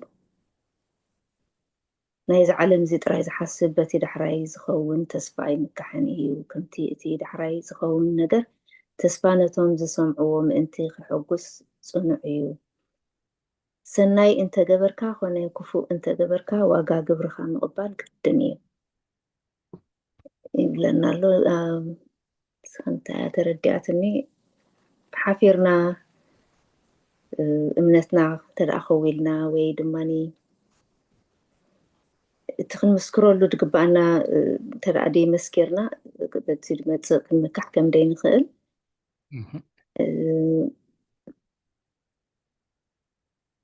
ተስፋ እውን ከም ደይብልና ሰናይ ጌርና ሰናይ እንተገበርካ ኮነ እንተደይገበርካ ዋላ ፅቡቅ ነገር ተገበርና እንተደኣ ደይመስኪርናሉ ንኣምላኽ ብካልእ መገዲ ፅቡቅ ተደኣ ደይጌርናስ ኩሉ ሻዕ ዋጋ ናይታ ክሕደት ማለት እያ እንተደኣ ደይመስኪርና እንተደኣ ሓፊርና ብእምነትና ሲ ክሒድናዮ ማለት እዩ ናታ ዋጋ ክንቅበል ምኳንና ይመስለኒ ተረዲኣትኒ ትኽክል ካልኦት ተስምዐልና እቲ ኣብ ቅድሚ ሰብ ዝእመነኒ ኣነ ኸ ኣብ ቅድሚ ኣቦይን ኣብ ቅድሚ ቅዱሳን መላእኽቱን ክእመነ እዩ ዝበሎ ኣብዚ እንድሕር ተኣሚንናዮ ጎይታ ኸ ክእመነና ምዃኑ ኣብዚ እንድሕር ሓፊርና ፈሪሕና እምነትና ተደይ ገሊፅና ተደይ መስኪርና ግን ብክብሪ ኸ ኣይንግለፅን ኢና እያ ትብል ኣላ እቲ እምነቱ ዝኽሕድ ናብ እከይ ዝወድቕ ይብል ኣሎ ኣብዚ ምድሪ እዚ ኣብዚ ዓለም እዚ ጥራይ ብዛዕባ እዚ ጥራይ እንድሕር ድሓስብ ኮይኑ ከዓ በቲ ዝመፅእ ዘሎ ተስፋ ከዓ ኣይምካሕን እዩ ቃልዎት ኣስማዕልና እሺ ካልኦት ቁፅሪ ክንዲዚኣ ውፀለ ይበሉኒ ታስክሪን ከዓ በብቁሩብ ደንቀሳቀስ ኣለኹ ክንርኢ ንኽእል ኢና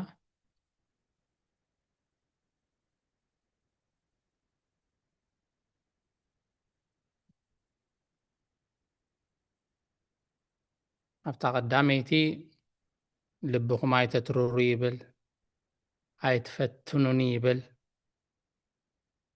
ናይ እስራኤላውያን ኣምፅኡ ከዓ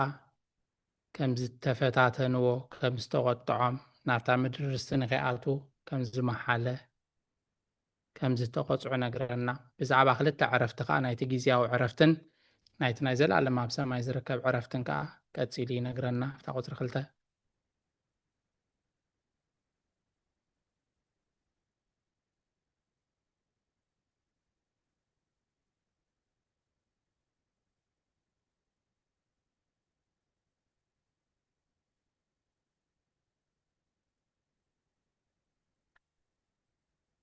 ቁፅሪ 4 ቁፅሪ 5 ብዛዕባ ምድሪ ርስቲ ብዛዕባ ምውራስ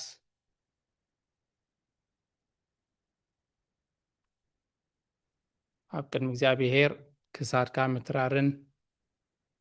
ልበኻ ምትራርን ዘምጽኦ መቕጻዕቲ ውርደት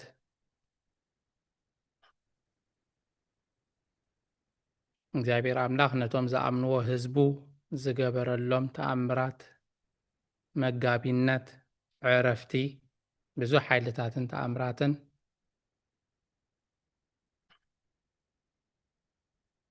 እዚ እናገበረሎም ከም ዝተጋገዩ ከም ዝዓለዉ ብዙሕ ነገር ኢና ተማሂርና ሎሚ እሺ ጊዜና እንጠቀመሉ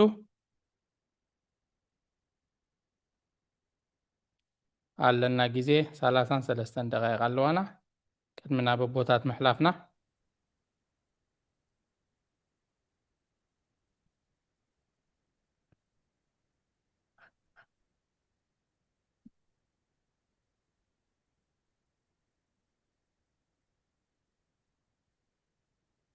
كذا قطر حمشته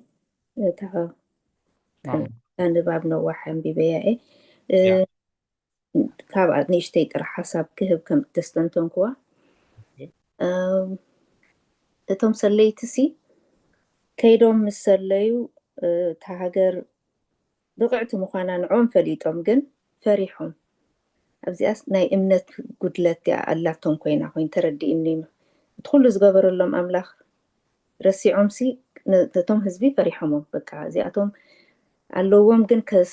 أين خلهم نينا دبلا حنقولهم حديرهم مخنياتو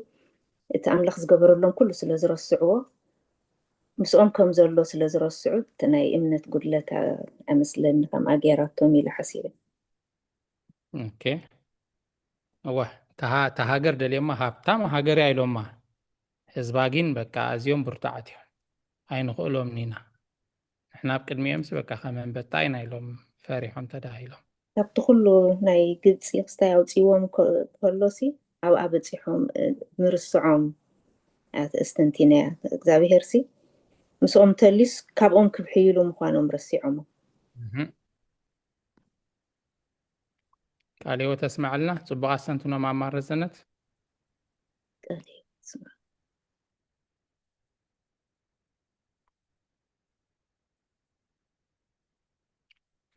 እሺ ካልኦት እንተሃሊና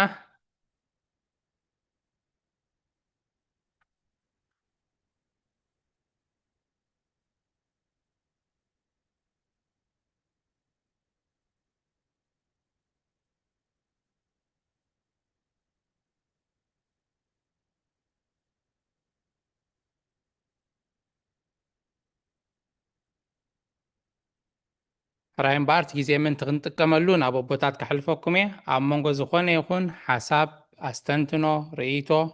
ሕቶ እውን እንተሎ ድምፂ ግብር ኣቢልኩም ሓሳብኩም ክትህቡ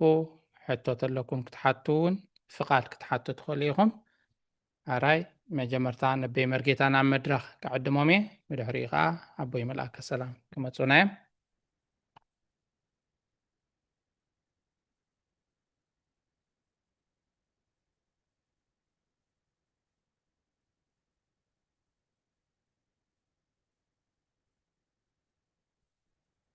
ስለ ቃላቱ እግዚአብሔር ዝተመስገነ ይሁን ነዚ ኣፍ ደገ እዚ ነዚ ገልግሎት እዚ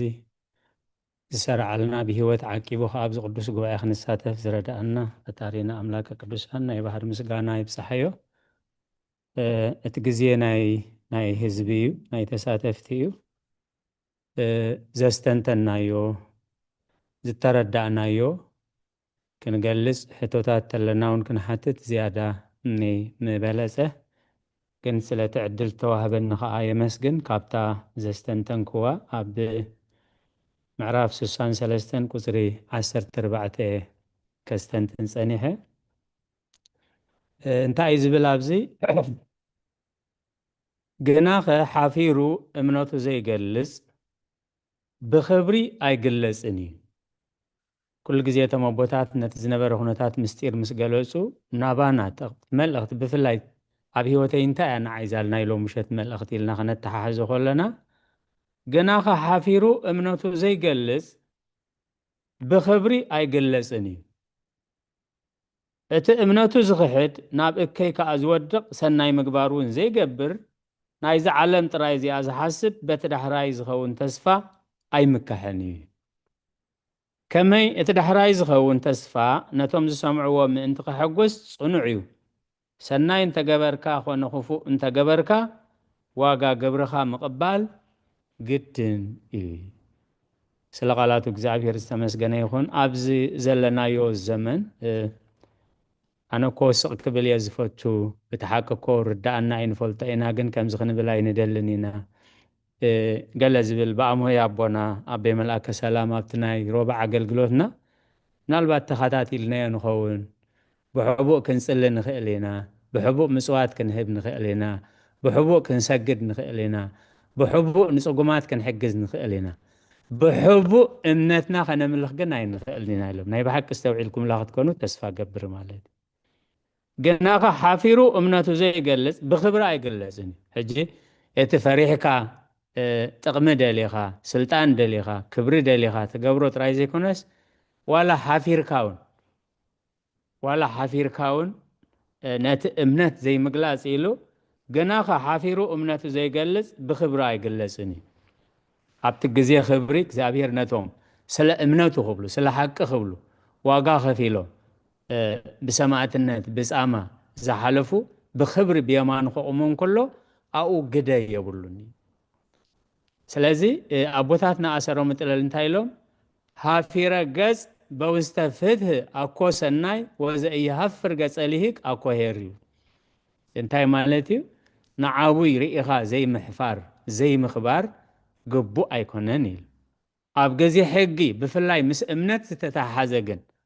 أبوندي عبندي باباستندي قشندي فلاسي يلون دابلكا نتحقق دافلت كيو كابت مسمر ولا ملأخ كاب سما أنت مهاركم ميل سلازا أزينا خنا تحازو مستزلنا يوجزيه مستزلنا أوانز خيط أبوتاتنا قدمي شحش وعتم إثن عمت زقم وطلنا ببران الناس لازخنا جناخ حافيرو أمنته زي جلس بخبري أي جلسني أت أمنته زخحت ناب كيك أزودق سناي مقبارون زي جبر نايز علم زي أترايز حسب بتدحرايز خون تسفى أي مكحني كما يتدحرايز خون تسفى نتمز سمعوا من انتق حقوس صنعي سناي انت جبركا خونه خفو انت جبركا واقا جبرها مقبال جدا سلازي أبزي أتتقيسا زل أبزا ملأختي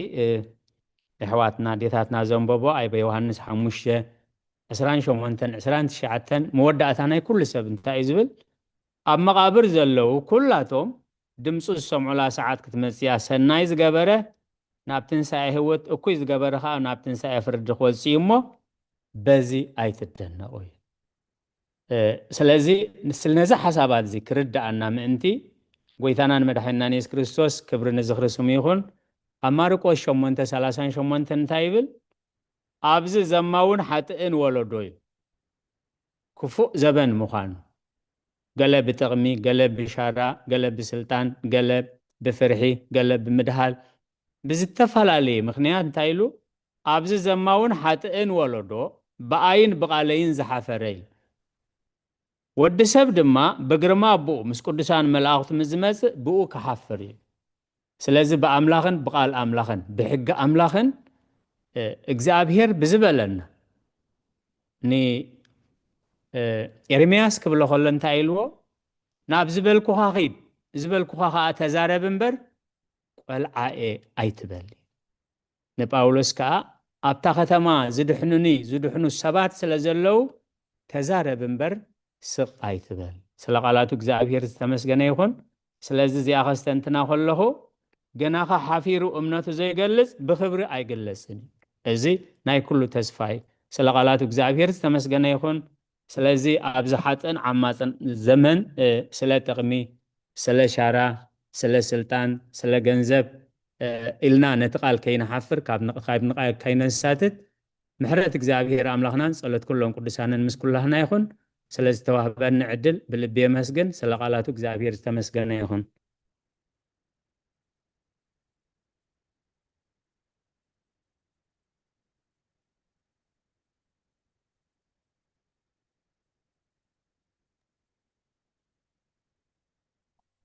راي صدرك زابيهر أجون جزي أخلي دلنا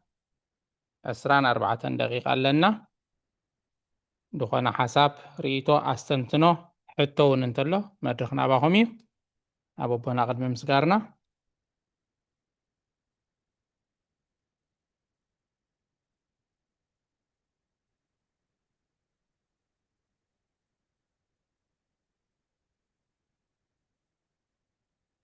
الشنبار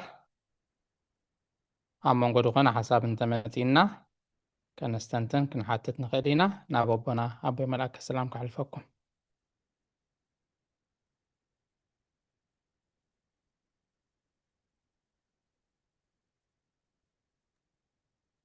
رأي دياقون قال هو تسمع لنا فم وين أبونا أبي مرجيتا قال هو تسمع لنا حفتنا ملو زماري ملاختي يسمع لنا زمروا اليوم بركي كلهم دما نتا مزمور بتقسي بعلكم بمن بابكم أبرحكمكم تكسي بملأخ لتخافلكم جابير أقولكم مبارخ نتتوهبكم معرفات بمن باب نزخن مهارو زم سنادما زستنتنكمو نخلنا زخون حساب كتبو زمسخن كلهم جابير أقولكم يبارخ نتا قصري 4 حدن كستنتنا سني حنرة جنابونا دما كقدما يصبق جرام قليصما كابت زحسبكو نلعلي جرام ثانكيو ابتا قصري 30 تشعتن بدحرزي امنتو انتحلنا ناي تسفاناتم كحتن حوارو صنوعيو نእግዚአብሔር ድማ محضري نخون يبل اب قدلي انت صنعنا ሃይማኖትና ከዓ እንተሐሎና ትምክሕቲ ተስፋና ንስውን ምእንቲ እቲ ዝኸውን ተስፋ ምግባር ሰናይ እንተገበርና ይብል እዝን ሓዋሩ እምነት ዘጽንዕ እዩ ንሳቶም ንሓዋሩ ምእንቲ ክጸንዑ እዩ ኣብታ መወከሲ ጥቅሲ ድማ ዕብራውያን 3 ቁጽሪ 7 ምእንትዚ መንፈስ ቅዱስ ከምዚ ይብላሎ ሎሚ ድምፁ እንተሰማዕሁም ምክንያቱ ሐዋርያ ጳውሎስ ኣብ ሮሜ ምዕራፍ 10 ቁጽሪ 17 እንታይ ኢሉ እምነት ካብ ምስማዕያ ምስማዕ ድማ ብቃል ክርስቶስ እያ ኣብዝና ዕብራውያን ድማ ምእንትዚ መንፈስ ቅዱስ ከምዚ ይብል ሎሚ ድምፁ እንተሰማዕሁም እጂ እምነትና እንተሐሊናሲ ነታ ናይ ተስፋና ትምክሕቲ ንሓዋሩ እንታይ ንኸውን ኢሉ ጽኑዓት ንኸውን ኢሉ ንእግዚአብሔር ድማ መሕደሪ እዩ ምክንያቱ ንስኻትኩም እንታይኹም ኢልና ሐዋርያ ጳውሎስ ቤተ መቅደስ ኣምላኺኩም ኢልና ንእግዚአብሔር ድማ መሕደሪኡ ንኸውን ኣብ ገድሊ እንተጸናዕና ኣብ ፈተና ማለት ፈተና ብተፈላለየ ገድሊ ማለት ፈተና እዩ ተፈላለየ ነገር ብተፈላለየ ምክንያት ክመጸና ክእል እሞ ኣብ ገድሊ እንተጸናዕና ሃይማኖትና ከዓ እንተሐሎና ትምክሕቲ ተስፋና እውን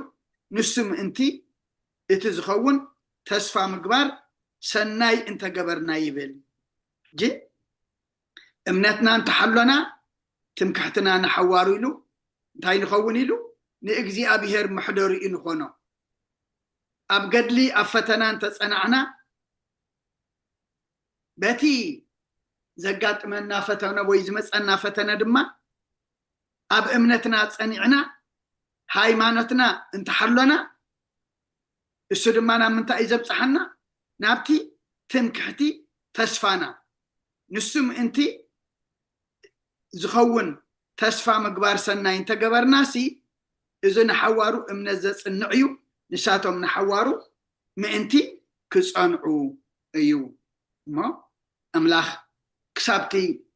قدمي ذهبنا تسفى إنا قبرنا امنتنا حلينا محدر እግዚአብሔር ኮይና أبقدلي صنيعنا ሃይማኖትና حلينا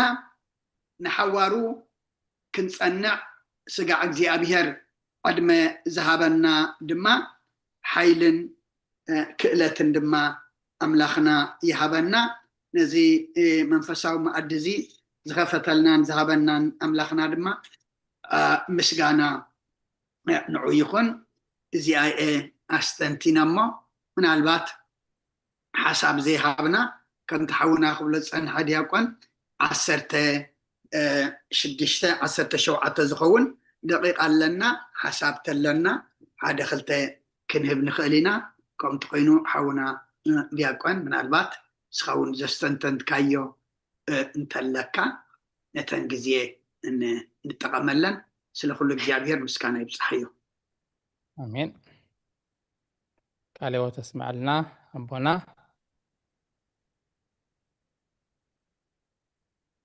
الشيء دي استنتنا مو أبزي مدب كنساتف دمسنا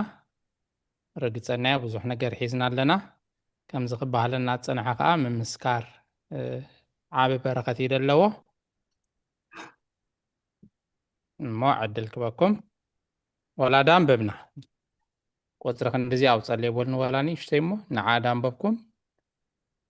አንብብ አቢልኩም ከምዚያን ተረዲአትን ወላ ንበል እስኪ ወላ ዛ ቁጥር ክልተ ውፅእ ያደለኹ ካብቶም ደይ ተሳተፍና መን አንቢቡ የስተንትነልና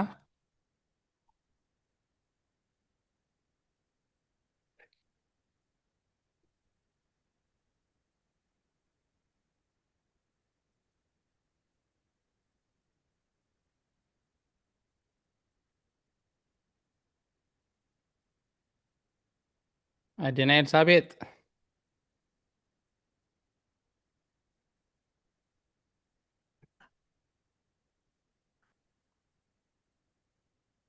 አለሁ لو مقالة نقر كت مهران عدلينا ايه سمعكم አለሁ መቼስ ኩሉ ክርዳእኒ ፍትናለሁ جرم ኣብቲ ትርጉም እኮ ይሽግር ዘለን ነበር ርዳእኒ نوا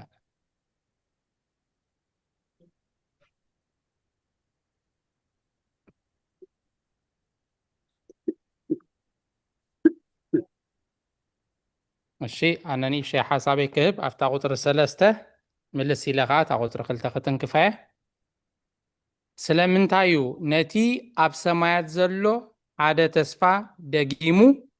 نتي ناي مدري إنا أزخاخرة زنقرم أتي أب سمايات زلو تسفى بنايز ترقاميزي مأنتي كفلتن نقرو كنع كوينو كقلت سنيبل بزوح ጊዜ እንደሕረሪና መጽሐፍ ቅዱስ እንታይ ይገብር ነታ ኣብ ሰማይ ደሎ ተስፋ ነታ ኣብ ሰማይ ደሎ ጸጋ ነታ ኣብ ሰማይ እንጽበዮ ተነቢሩልና ዘሎ ነገር ብናይ ምድሪ ምሳሌ ገይሩ ብዙሕ ጊዜ ይዛረቢ ስለዚ ከዓ ስለምንታይ ይብል ነቲ ኣብ ሰማያት ዘሎ ሓደ ተስፋ ደጊሙ ነቲ ናይ ምድሪ እናኣዘኻኸረ ዝነግሮም ነቲ ናይ ሰማይ ክርድእዎ እንድሕሩ ኮይኖም ነትናይ ሰማይ ተስፋ ነትናይ ሰማይ ጸጋ ሃረር ክብልዎ ኣብ መገዲ ኣምላክ ክመላለሱ እንድሕር ኮይኖም ብምድራዊ ነገር ብብዙሕ ነገር የረድኦምን ይገልጸሎምን ነይሩ ሓንቲ ካብኣተን እዛ ቁጥሪ 2 ልዕሊልና ዘንብብናያ ንሱ ክልተ ዕረፍቲ የዘክር ኣሎ ይብል ብዛዕባ ክልተ ነገር ክዛረብ እዩ ሓደ ካብኦም ኢሉ ንሳቶም ዝኣተውዋ ናይ ብሉይ ምድረ ርስቲ ካብ ድኻሞምን ውርደቶምን ውሕድ እዋን ኣባ ዘዕረፉላ እያ እስራኤላውያን ቀሊል ኣይኮነን 40 መዓልቲ ኢሎም ተበጊሶም 40 ዓመት ሙሉእ ኣብ በረኻ ሲና ተንከራቲቶም እዮም እዚ ድማ ከምቲ ኣብ ላዕሊ ዝተጠቕሰ እዚ ኩሉ ተኣምራት እናገበረ ብዙሕ ነገር እናገበሮም ዘይምእዛዝ ስለ ዝመፀ ጉድለት እምነት ስለ ዝመፀ ብዓብዪ ከዓ ሙሴ ናብ እግዚኣብሔር ናብ ከረንሲና ምስ ደየበ ደንጊና ኢሎም ወርቆም እክብ ኣቢሎም ወርቂ ኣምኪኾም ምስሊ ምራኽ ሰሪሖም ከምልኹን ክሰግዱን ጀሚሮም ማለት እዩ ነቲ በዓሎም ዝሰርሕዎ ጠፍጠፍ ኣቢሎም ወርቂ ገይሮም ምስሊ ምራኽ ሰሪሖምሲ ንስኻ ኢኻ ኣምላኽና እናበሉ ንዑ ክሰግዱሉ ጀሚሮም ማለት እዩ በዝን ወዲ ከምዝን እግዚኣብሔር ኣምላኽ ን40 ዓመት ሙሉእ ኣብ በረኻ ክንከራተቱ ገይርዎም ኣብ በረኻ ከዓ ብዙሓት ጠፊኦም ብዙሕ ሂወት ጠፊኡ ማለት እዩ ድሕሪ ክንደይ ግን እቶም እግዚኣብሔር ዝፈቀደሎም ሰባት ናብታ ምድሪ ርስቲ ኣትዮም ቀሊል ኣይኮነን 40 ዓመት ኣብ ስደትን ኣብ በረኻን ኣብ ከርተትን ነርካ ናብታ እግዚኣብሔር ዘተስፈወካ ምድሪ ርስቲ ክትኣቱ ከተዕርፍ ከለኻ ዓብ ነገር እዩ ስለዚ ንዑ ብምጥቃስ እታ ካልአይቲ ዕረፍቲ ግና ይብል ናይ መንግስተ ሰማያት ምልክት እያ እሶም ካብቲ ሽግርን ጭንቅን ኣብ ግብፂ ዝግዝእዎ ዝነበሩ ነስታት 430 ዓመት ኣቢሉ ኣብ ሕሱም ባርነት ነይሮም ኣዝዮም ተረጊፆም ተጨፍጪፎም ብጉልበት ብሓይሊ ሰሪሖም ባሮት ኮይኖም እሞ ክንደይ ቅትለትን ክንደይ ሞትን ክንደይ ሽግርን ካብኡ እግዚኣብሔር ከውፅኦም ከሎ ከዓ ኣብ መገዲ ከዓ ስለ ዘምረርዎ ብዙሕ ግዜ ተጠቂሳ ነይራ ኣብ ላዕሊ ኣይተምርሩ ትብል ብዙሕ ነገር ስለ ዝገበሩ ከዓ ኣብ ግብፂ ጥራይ ዘይኮነስ ኣብታ መገዲ እውን እታ መቕፃዕቲ እታ ሽግር ስዒባቶም እያ ማለት እዩ ስለዚ እቶም ነታ ተስፋ ዝረኸብዋ ናብታ ምድሪ ርስቲ ዝኣተዉ ክሳብ ክንደየናይ ዕረፍትን እፎይታን ተሰሚዕዎም ካብ ባርነት ወፂኦም ካብ መግዛእቱ ወፂኦም ካብቲ በረኻቱ ወፂኦም ናብታ እግዚኣብሔር ዘተስፈዎም መዓርን ፀባን እተውሕዝ ሃገር ምስ ኣተዉ እንታይ ዓይነት ዕረፍቲ ተሰሚዕዎም ርዱእ ማለት እዩ ሕጂ እዚ ከምዝን ድሕሪ ኮይኑ ነቲ ምድራዊ እናመሰለ እዩ ዝፅሒፍዎ ደሎ ነቲ ናይ ሰማይ ዕረፍቲ ከዓ ከምፅእ ስለ ዝደለየ እዩ ማለት እዩ እቲ ካብ ሽግር ናብታ ምድሪ ርስቲ ምእታዎም እንታይ ምሳሌ እዩ ንሕና ድማ ኣብዚ ምድሪ እዚ ኣብዚ ናይ መከራ ኣብዚ ዘመን ስደት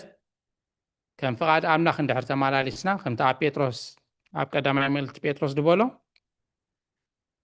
ኣብዚ ዘመን ግሽነትኩም ብፍርሓት ኣምላኽ ንበሩ ኣብዛ ዘመን ግሽነት ኣብዛ ጌሽና መፂናያ ዘለና ምድሪ ብፍርሓት ኣምላኽ እንድሕር ተመላሊስና ናብታ ናይ ዘለዓለም ቤትና ከዓ ክንሰጋገር ኢና ናብታ ናይ ዘለዓለም ዕረፍቲ ከዓ ክንኣቱ ኢና በዚ ድምስሎ ደሎ ማለት እዩ እቲኦም ካብ ባርነትን ካብ ጭኮናን ካብቲ ሕሱም መገድን ወፂኦም ናብታ መዓርን ፀባን እትውሕዝ ምድሪ ርስቲ ኣትዮም እዚ ከዓ ንዓና እንታይ ምህረና እንታይ መሲልልና ኣሎ ንሕና ከዓ ኣብዛ ዘመን ግሽነትና ብፍርሓት ኣምላኽ ከም ፍቓድ ኣምላኽ ተተመላሊስና ናብታ ካልአይቲ ዕረፍቲ ናብታ ናይ ዘለዓለም ዕረፍቲ ዕረፍታ ዘይውዳእ ሓጎሳ ዘይውዳእ ገደብ ግዜ ደይብሉ ንዘለዓለም ብምስጋና ምስ እግዚኣብሔር ብዕረፍቲ ትነብረሉ ናብኣ ክንኣቱ ምዃንና እዩ እናነፃፀረ ክልተ ዕረፍቲ እናበለ ዘኪሩ ዘምፀን ማለት እዩ ስለዚ እታ ካልአይቲ ዕረፍቲ ግና ናይ መንግስተ ሰማያት ምልክት እያ እቶም ዝረኽብዋ ድማ ኢሉ ካብዚ ናይዚ ዓለም እዚ መከራኦምን ሕማሞምን ንዘለዓለም ዓለም ከዕርፉ እዮም ሽዑ ናብታ ሰለስተ ክንምለስ ስለምንታዩ ነቲ ኣብ ሰማያት ዘሎ ሓደ ተስፋ ደጊሙ ነቲ ናይ ምድሪ እናኣዘኻኸረ ዝነግሮም እቲ ኣብ ሰማያት ዘሎ ተስፋ ብናይዚ ትርጓሜ እዚ ኢሉ ምእንቲ ክፍለጥን ነገሩ ቁኑዕ ኮይኑ ክግለፅን ይብል ክብሪ ንኣምላኽ ይኹን እዚ ከስተንትን ደልየ ነይረ ጠኒልኩም ስለ ዝሰማዓኩምኒ እግዚኣብሔር ኣምላኽ ኣብ ትገብርዎ ጸሎት ይስማዓኩም ቅድሚ ብጸሎት ምዕፃውና ሓሳብ ርእይቶ ሕቶ እንተለና ዕድል ክህቤ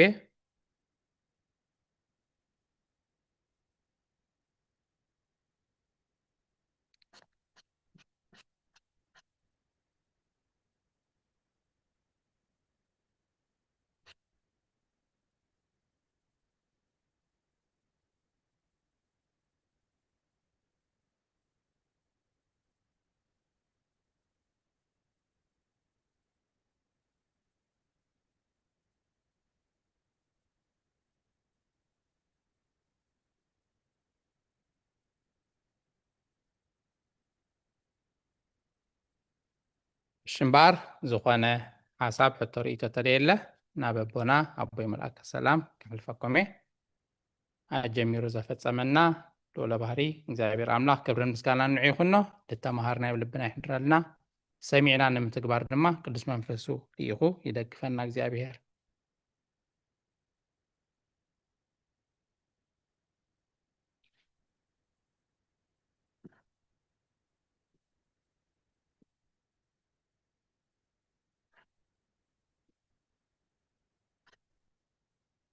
شبونا ጸሎት ክትዓጽሉና ዝኾነ ሓሳብ የለን መስለኒ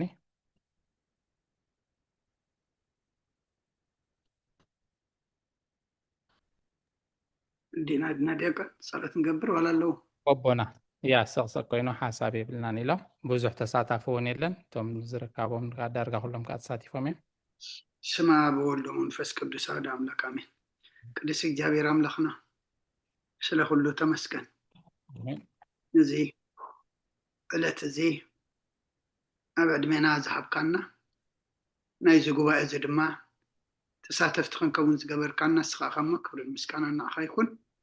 ጸለና የጸሎት አምላክና ከም ቃልካ ግበረልና ንስኻ ስምዓና እቲ ሕጂ እንመሃሮ ጸናሕና ድማ አምላክና ከምቲ ቃልካ ክንነብር ድማ ጽላልካ ተማሂርና ኣጽኒዕና ኣብ እምነትና ክንጸንዕ እስኻ ርዳእና ታና ውዒልካ ኣኻ ተመስገን ሳና ተሓድር ድማ ንማዕቆበካ ኣብ ሕማም ዘለው ፈውሰልና ኣብ ሓዘን ዘለው ጸናንዓልና ዝዓረፉ መንግስትኻ ውርሰልና ጠምየም ጸሚኦም ዘለው ንስዓልና ስጋም ነፍሲ ተኣስሩ ፍትሓልና ፋሕ ዝበሉ ኣክበልና ኣብ ፀበባ መከራ ሽግርን ዘለው ድማ መሰሮ ፍጠረሎም በረኸት ኣዴና ቅድስት ድንግል ማርያም ክፈለና ኣብ ሰማያት ትነብር ኣቦና ስምካ ይቀደስ መንግስትኻ ትምጻእ ፍቃድካ ከምቲ ኣብ ሰማይ ከምኡ ድማ ምድሪ ይኹን ዕለት መግብና ሎሚ ሃበና ንሕና ንዝበደሉና በደሎም ከም ዝሓደግናሎም በደልና ንኣሰና እንደገልና ካብ ክፉ ኣድሕነና እምበር ኣብ ፈተና ይተእትወና መንግስትን ሓይልን ክብርን ንዘለዓለም ናትካ ኢሞ ኣሜን ኣውዝቴ ማርያም ናይ ቅዱስ ገብርኤል መልኣክ ሰላምታ ሰላም ለክልኹ ሕሊናኸ ድንግል ኢኺ ብስጋኹን ድንግል ኢኺ ኣደይ እግዚኣብሔር ጽባቐት ጎይታ ሰራዊት ሰላም ለክልኹ ንስኺ ካብ ኣንስቲ ብርኽቲ ኢኺ ፍረ ከርስኹም ብርኺ ኦሙል ተጸጋ እግዚኣብሔር ምሳኺ እዩ ኦፍስቲ ደስ በልኪ ኃጢአትና ሰሪየልና ነፍቲ ወድኺ ኢየሱስ ክርስቶስ መንታና ሕረት ለምንልና አሜን ይፍታህ ወይ ስረግ ዚና አምላክን ሙዳን ኢየሱስ ክርስቶስ ካኒ ገጋና ሰሪያ ኃጢአት ደምሳሲ አበሳ ወልዱ ለብሩከሻቴ ብርሃን አንቱም አቡየ ካህናት ወአቡየ ዲያቆናት እዱ አንሳይ ርጎ ህፃናት በበስምክሙ ኩኑ ፍትሃን ወንጽሐነ ይረስያን ትክሏን ሰማያት ዚዮ መሃረነ ክርስቶስ ትመል 12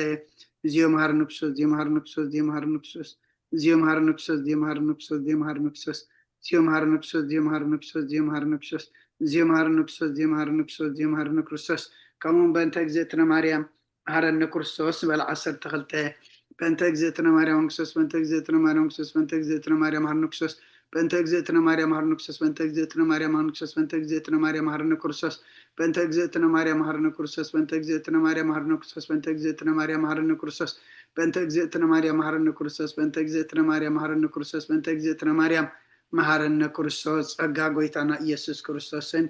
ፍቅሪ እግዚአብሔር አቦን ሕብረት መንፈስ ቅዱስን ኣብ ልዕለይና ኣብ ልዕሊ ኩልኹምን ኣብ ልዕሊ ኣብ ዘለና የቦታን ዕጽፍን ድርብን ኮይኑ ይውረድ ክብርን ምስጋናን ንኣምላኽ ይኹን ንኩልኹም ዘመን ኣገልግሎትኩም ይባርኽ ብሩኽ ምሸት ይግበረልና አሜን አሜን አሜን ጀሚሩ ዘፈጸመና ልዑለ ባህሪ እግዚአብሔር ኣምላኽና ስሙ ይኽበር ይመስገን አሜን ቃል ህይወት ይስማዓልና ብሩኽ ለይቲ አሜን ደሃን ሕደሩ ብሩኽ ለይቲ ይግበረልና ብሩኽ ለይቲ ጥዕና ይሃብኩም አሜን አሜን ሙሉእ ጥዕና ይሃበና ንኩልና አሜን ጸሎትኩም ከዓ ይጋደፈና ጸሎት ቅዱሳን እግዚአብሔር ብምሕረት ይዘክረና አሜን